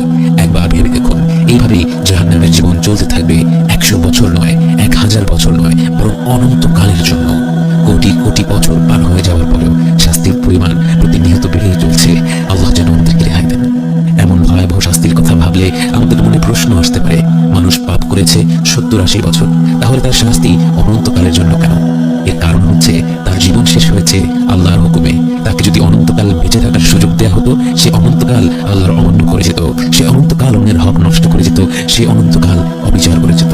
তাই আল্লাহ সূরা আন-নাবাতে বলেন, জাযাআউ ওয়াফাকা, এটাই উপযুক্ত প্রতিফল, এটাই উপযুক্ত শাস্তি। এই শাস্তির বর্ণনা শুনে মনে হতে পারে শাস্তিটা কি বড় বেশি কঠোর নয়? কিন্তু আল্লাহ হচ্ছেন আলিমুল হাকিম, তিনি সব জানেন, তিনি সবচেয়ে বিজ্ঞ। যে শাস্তির বর্ণনা করা হয়েছে জাহান্নামীদের জন্য, সেটাই উপযুক্ত শাস্তি। তাদের যদি এর চেয়ে অনুপরিমাণ কম শাস্তি প্রাপ্য হতো, আল্লাহ তাদেরকে ততটুকুই শাস্তি দিতেন। আল্লাহ যেন আমাদের সকল প্রকার শাস্তি থেকে বাঁচিয়ে রাখেন এবং আমাদেরকে হিসাব ছাড়া জান্নাতে প্রবেশ করার অনুমতি দেন। জাহান্নামের বাসিন্দাদের দেহ হবে আকারে অনেক বড়, তাদের চামড়ার পুরুতা হবে 42 যিরা এবং 1 যিরা হচ্ছে প্রায় 3 ফিট, অর্থাৎ তাদের চামড়া হবে প্রায় 120 ফিট পুরু এবং তাদের শরীরগুলো হবে উহুদ পাহাড়ের মতো প্রকাণ্ড। তাদেরকে এত বড় শরীর দেওয়ার কারণ হচ্ছে তারা যেন তাদের শাস্তিগুলো আরো প্রবলভাবে অনুভব করতে পারে। জাহান্নামীদের খাবার হবে দইয়া, যা না ক্ষুধা মেটাবে না কোনো পুষ্টি দেবে। এছাড়া জাহান্নামীদের জন্য থাকবে যাকুম নামের এক গাছের ফল, যা খাওয়ার পর গলিত পিতলের মতো তাদের নাড়ি ভুঁড়ি পুড়িয়ে দেবে। এবং তাদের পানীয় হবে হামিম, যা হচ্ছে ফুটন্ত পানি, যা পান করার পর তাদের তৃষ্ণা কমবে না, বরং বৃদ্ধি পাবে। এবং সাক, যা হচ্ছে জাহান্নামীদের পোড়া মাংস থেকে বের হওয়া তরল বস্তু। আল্লাহ আমাদের উপর রহম করুন, আল্লাহ আমাদের জাহান্নাম থেকে রক্ষা করুন। যারা দুনিয়াতে মদ্য পান করেছে তাদেরকে জাহান্নামে পান করানো হবে তিনাতুল খাবাল, যা হচ্ছে জাহান্নামীদের গা থেকে বেরিয়ে আসা পুঁজ এবং ঘামের মিশ্রণ। আমাদের মধ্যে যারা মদ্য পান করেছি তারা যেন প্রত্যেকে তা থেকে তওবা করে ফিরে আসতে পারে। এইসব খাদ্য এবং পানীয় বিদঘটে এতটা কষ্টদায়ক হওয়া সত্ত্বেও জাহান্নামীরা এগুলো খাবে এবং পান করবে। তাহলে ভেবে দেখুন তাদের অবস্থা কতটা ভয়াবহ হবে। জাহান্নামীর কাপড় হবে আগুনের তৈরি এবং গলিত তামার তৈরি। মুসলিম শরীফে বর্ণিত হাদিসে এসেছে, আল্লাহ জাহান্নামের সবচেয়ে কম শাস্তি পাওয়া ব্যক্তিকে উদ্দেশ্য করে বলবেন, তোমার কাছে যদি গোটা পৃথিবীর সমান ধন সম্পদ থাকতো, তুমি কি জাহান্নাম থেকে রেহাই পাওয়ার জন্য তা দিয়ে দিতে? সে বলবে হ্যাঁ। আল্লাহ তখন তাকে বলবেন, আমি তো তোমার কাছ থেকে এর চেয়ে আরো অনেক অল্প কিছু চেয়েছিলাম। আজকে আমরা পৃথিবী ভর্তি সম্পদের জন্য নয়, বরং অল্প কিছু টাকা পয়সার জন্য আমাদের দিনকে ভুলে যাই। আল্লাহ যেন আমাদের হেফাজত করেন। যারাই এক আল্লাহকে বিশ্বাস করেছে, তার সাথে শিরক করেনি, তারা এক পর্যায়ে জাহান্নাম থেকে মুক্তি পাবে। প্রত্যেক ব্যক্তি যার পাপ ক্ষমা করে দেওয়া হয়নি, সেই পাপের জন্য সাজা পাবে। কোনো পাপ আল্লাহ সরাসরি ক্ষমা করে দেন, কোনো পাপের শাস্তি আমাদের পৃথিবীতেই পেতে হয়, এবং সেটাই হচ্ছে সবচেয়ে হালকা শাস্তি। যদিও দুনিয়ার জীবনে তা আমাদের কাছে অসহনীয় মনে হয়। যাদের পাপ এত বেশি যে আল্লাহর মাগফিরাত এবং পৃথিবীর শাস্তি দিয়েও সেগুলো মুছে যায়নি, তারা কবরের আযাব পাবে। কবরের আযাবের মাধ্যমেও যাদের সব পাপ মুছে যায়নি, তারা জাহান্নামের আযাব পাবে, এবং সেখানে কতদিন তাদের থাকতে হবে তা নির্ভর করবে তাদের পাপের উপর। কিন্তু নিঃসন্দেহে জাহান্নাম এমন একটি জায়গা যেখানে 1 মিনিটের জন্য থাকাও আমাদের পক্ষে সম্ভব নয়। সহিহ মুসলিমের হাদিসে বর্ণিত আছে, আল্লাহ রাসূল সাল্লাল্লাহু আলাইহি ওয়াসাল্লাম বলেন, জাহান্নামীদের এমন একজন ব্যক্তিকে কিয়ামতের দিবসে সামনে আনা হবে যে দুনিয়ার জীবনে সবচেয়ে বেশি বিলাসিতার জীবন কাটিয়েছিল। তাকে শুধু একটি বার জাহান্নামে ডুবিয়ে আবার উঠিয়ে ফেলা হবে এবং তাকে প্রশ্ন করা হবে, হে আদম সন্তান, তুমি কি কখনো কোনো আরাম উপভোগ করেছো? জীবনে কি কোনো ধরনের বিলাসিতার স্বাদ পেয়েছো? সে আল্লাহর কসম খেয়ে বলবে, না আমার রব, আমি জীবনেও কোনো ধরনের আরাম আয়েশ, কোনো ধরনের বিলাসিতা উপভোগ করিনি। সে ব্যক্তি কিন্তু মিথ্যা কথা বলছে না। সে এক মুহূর্তের জন্য জাহান্নামের স্বাদ পেয়ে সত্যি সত্যি তার গোটা দুনিয়ার জীবনের প্রতিটি সুখ ভুলে গিয়েছিল। ভেবে দেখুন, যে জাহান্নামে প্রবেশ করার সাথে সাথে আমরা জীবনের যত সুখ অনুভব করেছিলাম সব ভুলে যাব। সেই সুখগুলোর জন্য কি জাহান্নাম ক্রয় করে নেওয়া একজন জ্ঞানী ব্যক্তির কাজ হতে পারে? বাস্তবে অনেকেই বলেন, আমি এক আল্লাহকে বিশ্বাস করলে তো জান্নাতে যাবই, হয়তো কিছুদিন জাহান্নামে কাটাবো। এটা যে কত ভয়াবহ একটা ভাবনা, এটা জাহান্নামের বাস্তবতা সম্পর্কে না জানলে বোঝা সম্ভব না। আমাদের প্রত্যেককে জাহান্নামের ব্যাপারে সতর্ক করা হয়েছে। কোরআনে বারবার এ ব্যাপারে সতর্ক বাণী এসেছে। আমরা যেন এই থেকে পুরোপুরি দূরে সরে থাকার লক্ষ্য মাথায় রেখে কাজ করি। আমরা যেন প্রতিদিন এই ভয়ঙ্কর জায়গাটাকে স্মরণ করে নিজেদের জীবনটাকে গুছিয়ে নিই এবং আল্লাহর কাছে ক্ষমা চাই। আল্লাহ যেন আমাদের অন্তরগুলো খুলে দেন, তার পবিত্র সতর্ক বাণী শোনার এবং বোঝার তৌফিক দেন। জাহান্নাম থেকে আমাদের চিরকালের জন্য দূরে সরিয়ে নেন এবং হিসেব ছাড়া জান্নাতে প্রবেশ করার তৌফিক দান করেন। সিরাত পার হয়ে মানুষের মধ্যে লেনদেন শেষ হয়ে গেছে। যারা অন্যদের হক নষ্ট করেছিল তারা তাদেরকে তাদের ভালো আমলগুলো দিয়ে দিয়েছে। কিছু লোককে ফিরিয়ে দেওয়া হয়েছে জান্নাতের দ্বার প্রান্ত থেকে। আল্লাহর অশেষ রহমত আপনার সেই পরিণতি হয়নি। পৃথিবীতে যারা আপনার পিঠ পেছনে দু চারটা খারাপ কথা বলেছিল, আপনার দিন পালন নিয়ে হাসি ঠাট্টা করেছিল, আজ সেই মন্তব্যগুলোর জন্য আপনি নিজেকে অত্যন্ত ভাগ্যবান মনে করছেন। আপনি ভুলবশত একটু আধটু যাদের হক নষ্ট করেছিলেন, সেই হক নষ্ট করা সত্ত্বেও আপনাকে ফিরে যেতে হয়নি, কারণ আপনি এমন এক সময় ইসলামকে ধরে রেখেছিলেন যখন ইসলাম সঠিকভাবে পালন করা ছিল গরম কয়লা হাতের মুঠোয় ধরে রাখার চেয়েও কঠিন। হাজারো মানুষের কটু কথা সহ্য করে সবরের সাথে দিন পালন করার পুরস্কার আজ আপনার সামনে। এরপর এক স্বর্গীয় কণ্ঠ আপনাকে উদ্দেশ্য করে বলে, يا أيتها النفس المطمئنة ارجعي إلى ربك راضية مرضية فادخلي في عبادي وادخلي جنتي। সময়ের শুরু থেকে শেষ পর্যন্ত প্রতিটি মুমিন ব্যক্তি জান্নাতের দরজার দিকে ছুটে চলছে। এর মধ্যে উম্মতে মুহাম্মদ সাল্লাল্লাহু আলাইহি ওয়াসাল্লাম কতজন? আপনার মনে পড়ে যায় বুখারীর সেই হাদিস যেখানে রাসূল সাল্লাল্লাহু আলাইহি ওয়াসাল্লাম তার উম্মতকে উদ্দেশ্য করে বলেছিলেন, আমি আশা করি তোমরাই হবে জান্নাতের অর্ধেক জনসংখ্যা। জান্নাতের রয়েছে 8টি দরজা। বাবুস সালাহ খুলে দেওয়া হবে তাদের জন্য যারা তাদের সালাত ঠিকভাবে আদায় করত। বাবুল জিহাদ খুলে দেওয়া হবে মুজাহিদিনদের জন্য। বাবু সাদাকা খুলে দেওয়া হবে যারা বেশি বেশি দান সাদাকা করত। আর রাইয়ান হবে তাদের জন্য যারা বেশি বেশি রোজা রাখত। আল আইমান হবে যারা হিসেব ছাড়া জান্নাতে প্রবেশ করবে তাদের জন্য। আল কিয়াদিমিন আল গাইব হবে যারা নিজেদের রাগ নিয়ন্ত্রণ করত এবং অন্যদের ক্ষমা করে দিত। এছাড়াও হজ পালনকারীদের জন্য থাকছে বাবুল হজ এবং ঘন ঘন আল্লাহকে স্মরণকারীদের জন্য থাকবে বাবুল যিকর। কারো কারো জন্য জান্নাতের একটি দরজা খোলা থাকবে, কারো কারো জন্য একাধিক দরজা খোলা থাকবে, কারো কারো জন্য জান্নাতের সব কটি দরজা খোলা থাকবে। আল্লাহ যেন আমাদের জন্য জান্নাতের প্রতিটি দরজা উন্মুক্ত করে দেন। আপনি জান্নাতের একটি দরজার দ্বার প্রান্তে, কিন্তু একে আপনি দরজাই বা বলেন কি করে? এই এত প্রকাণ্ড এক প্রবেশ পথ যে এর দুপাশ কোথায় গিয়ে শেষ হয় চোখে দেখা যায় না। মুসলিম হাদিসে বর্ণিত আছে, রাসূল সাল্লাল্লাহু আলাইহি ওয়াসাল্লাম বলেছেন, জান্নাতের দরজার এক পাশ থেকে আরেক পাশ হলো 40 বছরের যাত্রা। জান্নাতের দরজা খুলে দেওয়ার জন্য এগিয়ে আসবেন স্বয়ং রাসূল সাল্লাল্লাহু আলাইহি ওয়াসাল্লাম। জান্নাতের রক্ষী ফেরেশতারা তার পরিচয় জানতে চাইবে। তিনি বলবেন, আমি মুহাম্মদ সাল্লাল্লাহু আলাইহি ওয়াসাল্লাম। তখন তাকে বলা হবে, আপনি সেই ব্যক্তি যিনি না আসা পর্যন্ত আমাদের জান্নাতের দরজা খুলে দিতে বারণ করা হয়েছিল। অতঃপর জান্নাতের দুয়ার খুলে দেওয়া হলো। এক অদ্ভুত আলো আপনাদের বরণ করে নিল। অগণিত ফেরেশতারা আপনাদের স্বাগত জানানোর জন্য এগিয়ে আসলো।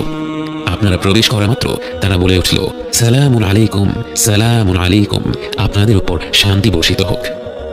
জান্নাতে অগণিত মুমিন বান্দা প্রবেশ করার পর আপনাদের স্বাগত জানানোর জন্য পরিবেশন করা হলো একটি বিশেষ পানীয়। ويسقون فيها كأسا كان مزاجها زنجبيلا عينا فيها تسمى سلسبيلا। শেষ পানি পান করেছিলেন হাউদে কাউসারে। তখন চিরকালের জন্য আপনার তৃষ্ণা মিটে গিয়েছিল। কোনো প্রকার তৃষ্ণা না থাকা সত্ত্বেও জান্নাতের এই পানীয় পান করে এতটা তৃপ্তি অনুভব করবেন তা আপনি কল্পনাও করেননি। সেই অনুভূতিটি প্রকাশ করা সম্ভব নয়। হয়তো এখন থেকে যেসব অভিজ্ঞতা হবে তার কোনোটি বর্ণনা করা সম্ভব নয়। তাও একটা হালকা ধারণা দেওয়ার চেষ্টা করা যাক। আপনার চারপাশের প্রতিটি মুখ উজ্জ্বল, প্রতিটি মুখ হাস্যোজ্জ্বল। কারো অন্তরে একটি ফোঁটাও মন্দ অনুভূতি নেই, কোনো হিংসা বিদ্বেষ নেই, কোনো আফসোস নেই, কোনো দুঃখ বেদনা নেই। সবাই সবার সুখ থেকে আনন্দিত, সবার মধ্যে এক আশ্চর্য রকমের ভ্রাতৃত্ববোধ কাজ করছে। একে একে নাম ডাকা হবে। সেই অনুযায়ী মুমিন ব্যক্তিরা জান্নাতে প্রবেশ করবে। জান্নাতের সেই অপেক্ষার স্থানে আপনি কতটুকু সময় কাটালেন আপনার জানা নেই। এখানে অপেক্ষা করার সময় আপনার মনে কোনো অস্থিরতা নেই। আপনি বাকি অপেক্ষারত মুমিনদের সাথে হাসি আর আনন্দে সময় কাটাচ্ছেন। অবশেষে আপনার নাম ডাকা হলো। পৃথিবীতে আপনাকে যত ভালো ভালো নামে মানুষ ডেকেছিল, সেই ভালো ভালো নামগুলো ডেকে আপনাকে জান্নাতের ভেতরে স্বাগত জানানো হলো। জান্নাতে প্রবেশ করা মাত্র আপনার অন্তরই যেন আপনাকে বলতে লাগলো আপনার আবাস কোথায়। রাসূল সাল্লাল্লাহু আলাইহি ওয়াসাল্লাম বলেন, প্রত্যেক ব্যক্তি দুনিয়াতে তার ঘর যত ভালোভাবে চিনত তার চেয়েও ভালোভাবে তার জান্নাতের ঘর চিনবে। আপনি দ্রুত এগিয়ে যাচ্ছেন আপনার ঘরের দিকে, কাউকে কিছু জিজ্ঞেস করতে হচ্ছে না। সেই দিকে যেতে যেতে আশেপাশে যা দেখছেন, আপনার কান যা শুনছে, যা কিছু সুবাস নাকে আসছে, সব কিছুই আপনাকে অভিভূত করছে। অবশেষে আপনি পৌঁছে গেলেন আপনার ঘরে। আপনার অন্তর আপনাকে বলছে এটাই আপনার ঘর। কিন্তু একে তো রাজপ্রাসাদ বললেও কম হবে। স্বর্ণ আর রূপা দিয়ে নির্মিত এক বৃহৎ ভবন আপনার জন্য অপেক্ষা করছে, যার স্থাপত্য শৈলী বাকরুদ্ধকর, প্রতিটি কোণে কোণে যার নৈপুণ্য, যার নিচে খেলা করছে স্বচ্ছ প্রবাহমান নদী, যে পানির শব্দে অন্তর জুড়িয়ে যায়। চারিপাশে ঘন সবুজ, আল্লাহর প্রশংসা বাণী থেকে জন্ম নেয়া হাজারো গাছে ছেয়ে আছে আপনার ঘর। জান্নাতে প্রবেশ করা শেষ ব্যক্তিকে দেয়া হবে এমন এক রাজ্য যা গোটা পৃথিবীর চেয়ে 10 গুণ বেশি। একবার চোখ বন্ধ করে কল্পনা করুন, একটি প্রাসাদ নয়, একটি শহর নয়, একটি দেশ নয়, একটি মহাদেশ নয়, গোটা পৃথিবী সমান এক সাম্রাজ্য, এবং তার সাথে যোগ করা হলো আরও একটি পৃথিবী, এবং আরও একটা, এবং এভাবে করে 10টি পৃথিবী সমান আপনার রাজ্য, এবং তা হচ্ছে জান্নাতের সবচেয়ে ছোট পুরস্কার। এবং তা তো হচ্ছে পরিমাণের দিক থেকে, মানের দিক থেকে তাকে যা দেয়া হবে তা তো পৃথিবীর কোনো নিয়ামতের সাথেই তুলনা করা যায় না। আপনি আপনার ঘরের দিকে এগিয়ে যাচ্ছেন। আপনার এই রাজ্য পৃথিবীর কত গুণ বেশি বড় আপনার জানা নেই, কিন্তু যেদিকে দু চোখ যায় বিস্ময়কর সব দৃশ্য আপনার মন ভুলিয়ে দেয়। কিন্তু হঠাৎ আপনি থমকে দাঁড়ান, সময় যেন থেমে দাঁড়ালো। স্বর্গীয় এই জগতের সব দৃশ্য যেন মলিন হয়ে পড়ল। আপনার চোখ পড়ল আরেক জোড়া চোখের উপর। আপনি ভাষা হারিয়ে ফেলেছেন। আপনি ফিরে গেলেন বহু বছর আগের দুনিয়ার সেই জীবনে। মায়া ভরা দুটি চোখের দিকে তাকিয়ে আছেন। প্রথমবারের মতো মন ভরে দেখছেন আপনার জীবন সঙ্গীকে। অজানা সব অনুভূতির ঢেউয়ে ভেসে যায় আপনার হৃদয়। অনেক স্বপ্ন আছেন মনে মনে। চূড়ান্ত স্বপ্ন একটাই, একসাথে জান্নাতে যাওয়া, অনন্তকালের জীবনের সঙ্গী হওয়া। চোখের পলক পড়ল, ফিরে এলেন বর্তমানে। আপনি চেয়ে আছেন সেই অতি পরিচিত চেহারাটার দিকে, কিন্তু সেই চেহারা তো আর আগের মতো নেই। সৃষ্টির সব সৌন্দর্য তো মনে হয় আল্লাহ তার ভেতরেই গেঁথে দিয়েছেন। আপনি চেয়ে আছেন আপনার স্ত্রীর দিকে, উনি চেয়ে আছেন আপনার দিকে। প্রবাহমান নদীর ছলছল শব্দ আর পাখির গুঞ্জন ছাড়া আর কোনো শব্দের প্রয়োজন হচ্ছে না। কোনো কোনো আলেমারা বলেন, জান্নাতে যখন স্বামী স্ত্রী একে অপরকে প্রথমবারের মতো দেখবে, তারা একে অপরের দিকে মুগ্ধ হয়ে চেয়ে থাকবে 40 বছর। আপনার মনে হলো 40 বছর তো নয়, যেন 2-1 মুহূর্ত কেটেছে মাত্র। যতই দেখছেন ততই মন ভরে যাচ্ছে, আবার মনে হচ্ছে এখনো মন ভরেনি। আপনি আর আপনার জীবন সঙ্গী, অনন্তকালের জীবন সঙ্গী, যার সাথে এখন আর কোনো কথা কাটাকাটির সুযোগ নেই, যিনি আপনার কোনো কাজে আর বিরক্ত হবেন না, যার সাথে এখন হবে ভালোবাসার সম্পর্ক, যা দিন দিন কমবে না বরং বেড়েই চলবে। সেই ভালোবাসার মানুষটাকে নিয়ে আপনি ঘুরে দেখতে লাগলেন আপনাদের জান্নাতের আবাস। উপরে আকাশমণ্ডলী ভরা উজ্জ্বল নক্ষত্রের ন্যায় কি যেন জ্বলজ্বল করছে। আপনারা বুঝতে পারেন তারা হচ্ছেন জান্নাতের আরো ওপরের স্তরের জান্নাতবাসীরা। কিন্তু আপনার মনে কোনো আফসোস নেই, আপনার মনে কোনো হিংসা নেই, আপনার অন্তর ভর্তি কৃতজ্ঞতা। আর যারা আপনার চেয়েও বেশি কিছু পেয়েছে তাদের প্রতি সম্মান ও ভালোবাসা। জান্নাতে কোনো খারাপ অনুভূতি নেই, জান্নাতে রয়েছে শুধুই সুখ। আপনি আপনার প্রাসাদের ভেতরে গেলেন, সেখানে দেখলেন فيها عين جارية فيها سرر مرفوعة وأكواب موضوعة ونمارق مصفوفة وزرابي مبثوثة متكئين فيها على الأرائك لا يرون فيها شمسا ولا زمهريرا ودانية عليهم ظلالها وذللت قطوفها تذليلا ويطاف عليهم بآنية من فضة وأكواب كانت قوارير من فضة قدروها تقديرا আপনি হেলান দিয়ে বিশ্রাম নিচ্ছেন সম্মানিত আসনে বসে। স্বর্গীয় ফল ফলাদি আপনার হাতের নাগালে। মনোহর পাত্রে হরেক রকমের পানীয় পরিবেশন করছে হাস্যোজ্জ্বল চিরতরুণীরা, যাদের দেখে ছড়িয়ে থাকা মুক্তোর মতো মনে হচ্ছে। প্রতিটি মুহূর্ত আপনি তৃপ্তি ভরে আস্বাদন করছেন। এখানে কোনো তাড়াহুড়ো নেই। হয়তো মাসখানেক কেটে গেল বিভিন্ন ধরনের খাবার ও পানীয় উপভোগ করতে করতে, হয়তো বছরখানেক কেটে গেল আপনার স্ত্রীর সাথে গল্প করতে করতে, হয়তো একে অপরকে বলছেন কেমন ছিল মৃত্যুর পরের যাত্রা, কি কি ঘটেছিল। হয়তো ফিরে দেখছেন জীবনের সেই ক্ষুদ্র সময়টা যখন আপনারা একসাথে ছিলেন এবং আগ্রহ নিয়ে আলোচনা করছেন কেমন হবে আপনাদের অনন্তকালের যাত্রাটি। স্বর্গীয় খাবারের পাশাপাশি আপনার জন্য রয়েছে পবিত্র হুর, যাদের সম্পর্কে আল্লাহ তাআলা বলেন, فيهن خيرات حسان فبأي آلاء ربكما تكذبان حور مقصورات في الخيام فبأي آلاء ربكما تكذبان لم يطمثهن إنس قبلهم ولا جان فبأي آلاء ربكما تكذبان متكئين على رفرف خضر وعبقري حسان فبأي آلاء ربكما تكذبان تبارك اسم ربك ذي الجلال والإكرام যদিও দুনিয়ার জীবনে এমন একটি নিয়ামতের কথা শুনলে আমাদের মনে নানা প্রশ্ন জাগে। জান্নাতে কোনো খারাপ অনুভূতি নেই। আপনি ফল ফলাদি উপভোগ করলে যেমন আপনার স্ত্রীর সে ব্যাপারে কোনো আপত্তি থাকবে না, আপনি হুরদের সঙ্গ উপভোগ করলেও আপনার স্ত্রীর সে ব্যাপারে কোনো আপত্তি থাকবে না। এবং তিনিও আল্লাহর কাছ থেকে যা যা অজস্র নিয়ামত পাবেন সেগুলো যেমনই হোক না কেন আপনার সেগুলোর ব্যাপারে কোনো আপত্তি থাকবে না। আপনারা একে অপরের জন্য খুশি থাকবেন এবং প্রত্যেককেই আল্লাহ যার যার প্রকৃতি অনুযায়ী নিয়ামত দিবেন এবং তিনি আল আলিমুল হাকিম। কিন্তু জান্নাতের পুরোটা সময় তো আপনি শুধু আপনার আবাসেই কাটিয়ে দেবেন না। জান্নাতবাসীরা একে অপরের সাথে দেখা করবে, গল্প করবে, আনন্দ করবে। আপনি দেখা করতে গেলেন আপনার বাবা মায়ের সাথে, আপনার দাদা দাদি, নানা নানির সাথে। পরম আনন্দের এই মুহূর্তের সবচেয়ে অদ্ভুত বিষয়টি হলো জান্নাতে আপনারা সবাই সমবয়সী। কারণ জান্নাতে সবার বয়স পৃথিবীর 33 বছর বয়সের সমতুল্য, এবং সেখানে কারো বয়স একদিনও বাড়ে না। আপনারা সবাই মিলে অনেক অনেক গল্প করলেন। গল্পের মাধ্যমে জানতে পারলেন আপনার পূর্বপুরুষেরা কিভাবে প্রথম ইসলাম গ্রহণ করলো, কিভাবে তাদেরকে ইসলামের দাওয়াত দেওয়া হয়েছিল। আপনি খুঁজে বের করলেন সেই ব্যক্তিকে যিনি আপনার জন্মের 500-600 বছর আগে আপনার এক পূর্বপুরুষকে ইসলাম সম্পর্কে বলেছিল, যার প্রচেষ্টার ফলে আপনার বংশের হাজারো মানুষ সহজেই ইসলাম গ্রহণ করে ফেলেছে। জান্নাতের রয়েছে একটি সুক বা বাজার, কিন্তু জান্নাতের বাজারে তো ক্রয় বিক্রয় করার কিছুই নেই, বরং সেখানে মানুষ যাবে একে অপরের সাথে দেখা সাক্ষাৎ করার জন্য। সেখানে আপনার সুযোগ হলো স্বয়ং রাসূলুল্লাহ সাল্লাল্লাহু আলাইহি ওয়াসাল্লামের সাথে কথা বলার। যদিও তার সাথে কথা বলতে চায় এমন কোটি কোটি জান্নাতবাসী রয়েছে, কিন্তু আপনি তার সাথে মন ভরে কথা বলার সুযোগ পেলেন, কারণ জান্নাতে সময়ের কোনো অভাব নেই। আপনি গল্প করলেন আবু বকর, ওমর, ওসমান ও আলী রাদিয়াল্লাহু আনহুমের সাথে, কথা বললেন ইসলামের ইতিহাসের শ্রেষ্ঠ ব্যক্তিত্বদের সাথে। আপনি তাদের সাথে যতটা উৎসাহ নিয়ে কথা বলছেন, তারাও আপনার সাথে ততটাই উৎসাহ নিয়ে আলাপ করছে, বিস্ময়ে ভরে আপনার জীবনের গল্প শুনছে। এত বেশি ফিতনার সময় জন্মগ্রহণ করেও তুমি কিভাবে তোমার দিনকে ধরে রাখলে? আপনি বললেন, এই ছিল শুধুই আল্লাহর নিয়ামত। তিনি আমাদের ভুলগুলো ক্ষমা না করলে আমরা কখনোই আজ এখানে থাকতে পারতাম না। আল্লাহর রহমত, ভালোবাসা আর নিয়ামতে ডুবে থাকা প্রতিটি জান্নাতবাসী তখন মনে করছে তাদের আর কোনোই চাওয়া পাওয়া নেই। মানুষ যে সৃষ্টিগতভাবেই এমন যে তাকে 1 পাহাড় সমান স্বর্ণ দেয়া হলে তার মনে 2 পাহাড় সমান স্বর্ণ পাওয়ার আশা জাগে, যে স্বভাবগতভাবেই একটু বেশি চাইতেই থাকে, কখনো সন্তুষ্ট হয় না, সেই মানব সন্তানকে জান্নাতে এত বেশি নিয়ামত দেওয়া হয়েছে যে সে সেখানে পুরোপুরি সন্তুষ্ট। তার অন্তরে আর কোনো চাহিদা নেই। প্রতিটি মুহূর্তেই আনন্দ, প্রতিটি মুহূর্তেই তৃপ্তি, আর সেই তৃপ্তি কেবল বেড়েই চলছে। এমন অবস্থায় একটি ঘোষণা শোনা যায়, হে জান্নাতীরা। সেই কণ্ঠ শুনে প্রতিটি অন্তর তীব্র ভালোবাসা আর শ্রদ্ধায় কেঁপে ওঠে, কারণ এই তো স্বয়ং আল্লাহ তাআলার কণ্ঠ। জান্নাতবাসীরা বলে ওঠে, হে আমাদের রব, আমরা উপস্থিত আছি, সমস্ত কল্যাণ আপনারই হাতে। আল্লাহ তখন জিজ্ঞেস করবেন, তোমরা কি সন্তুষ্ট? সবাই বলে ওঠে, হে আমাদের রব, আমরা কেন সন্তুষ্ট হব না? আপনি আমাদের এমন সব জিনিস দিয়েছেন যা আপনার সৃষ্টি জগতের অন্য কাউকে দেননি।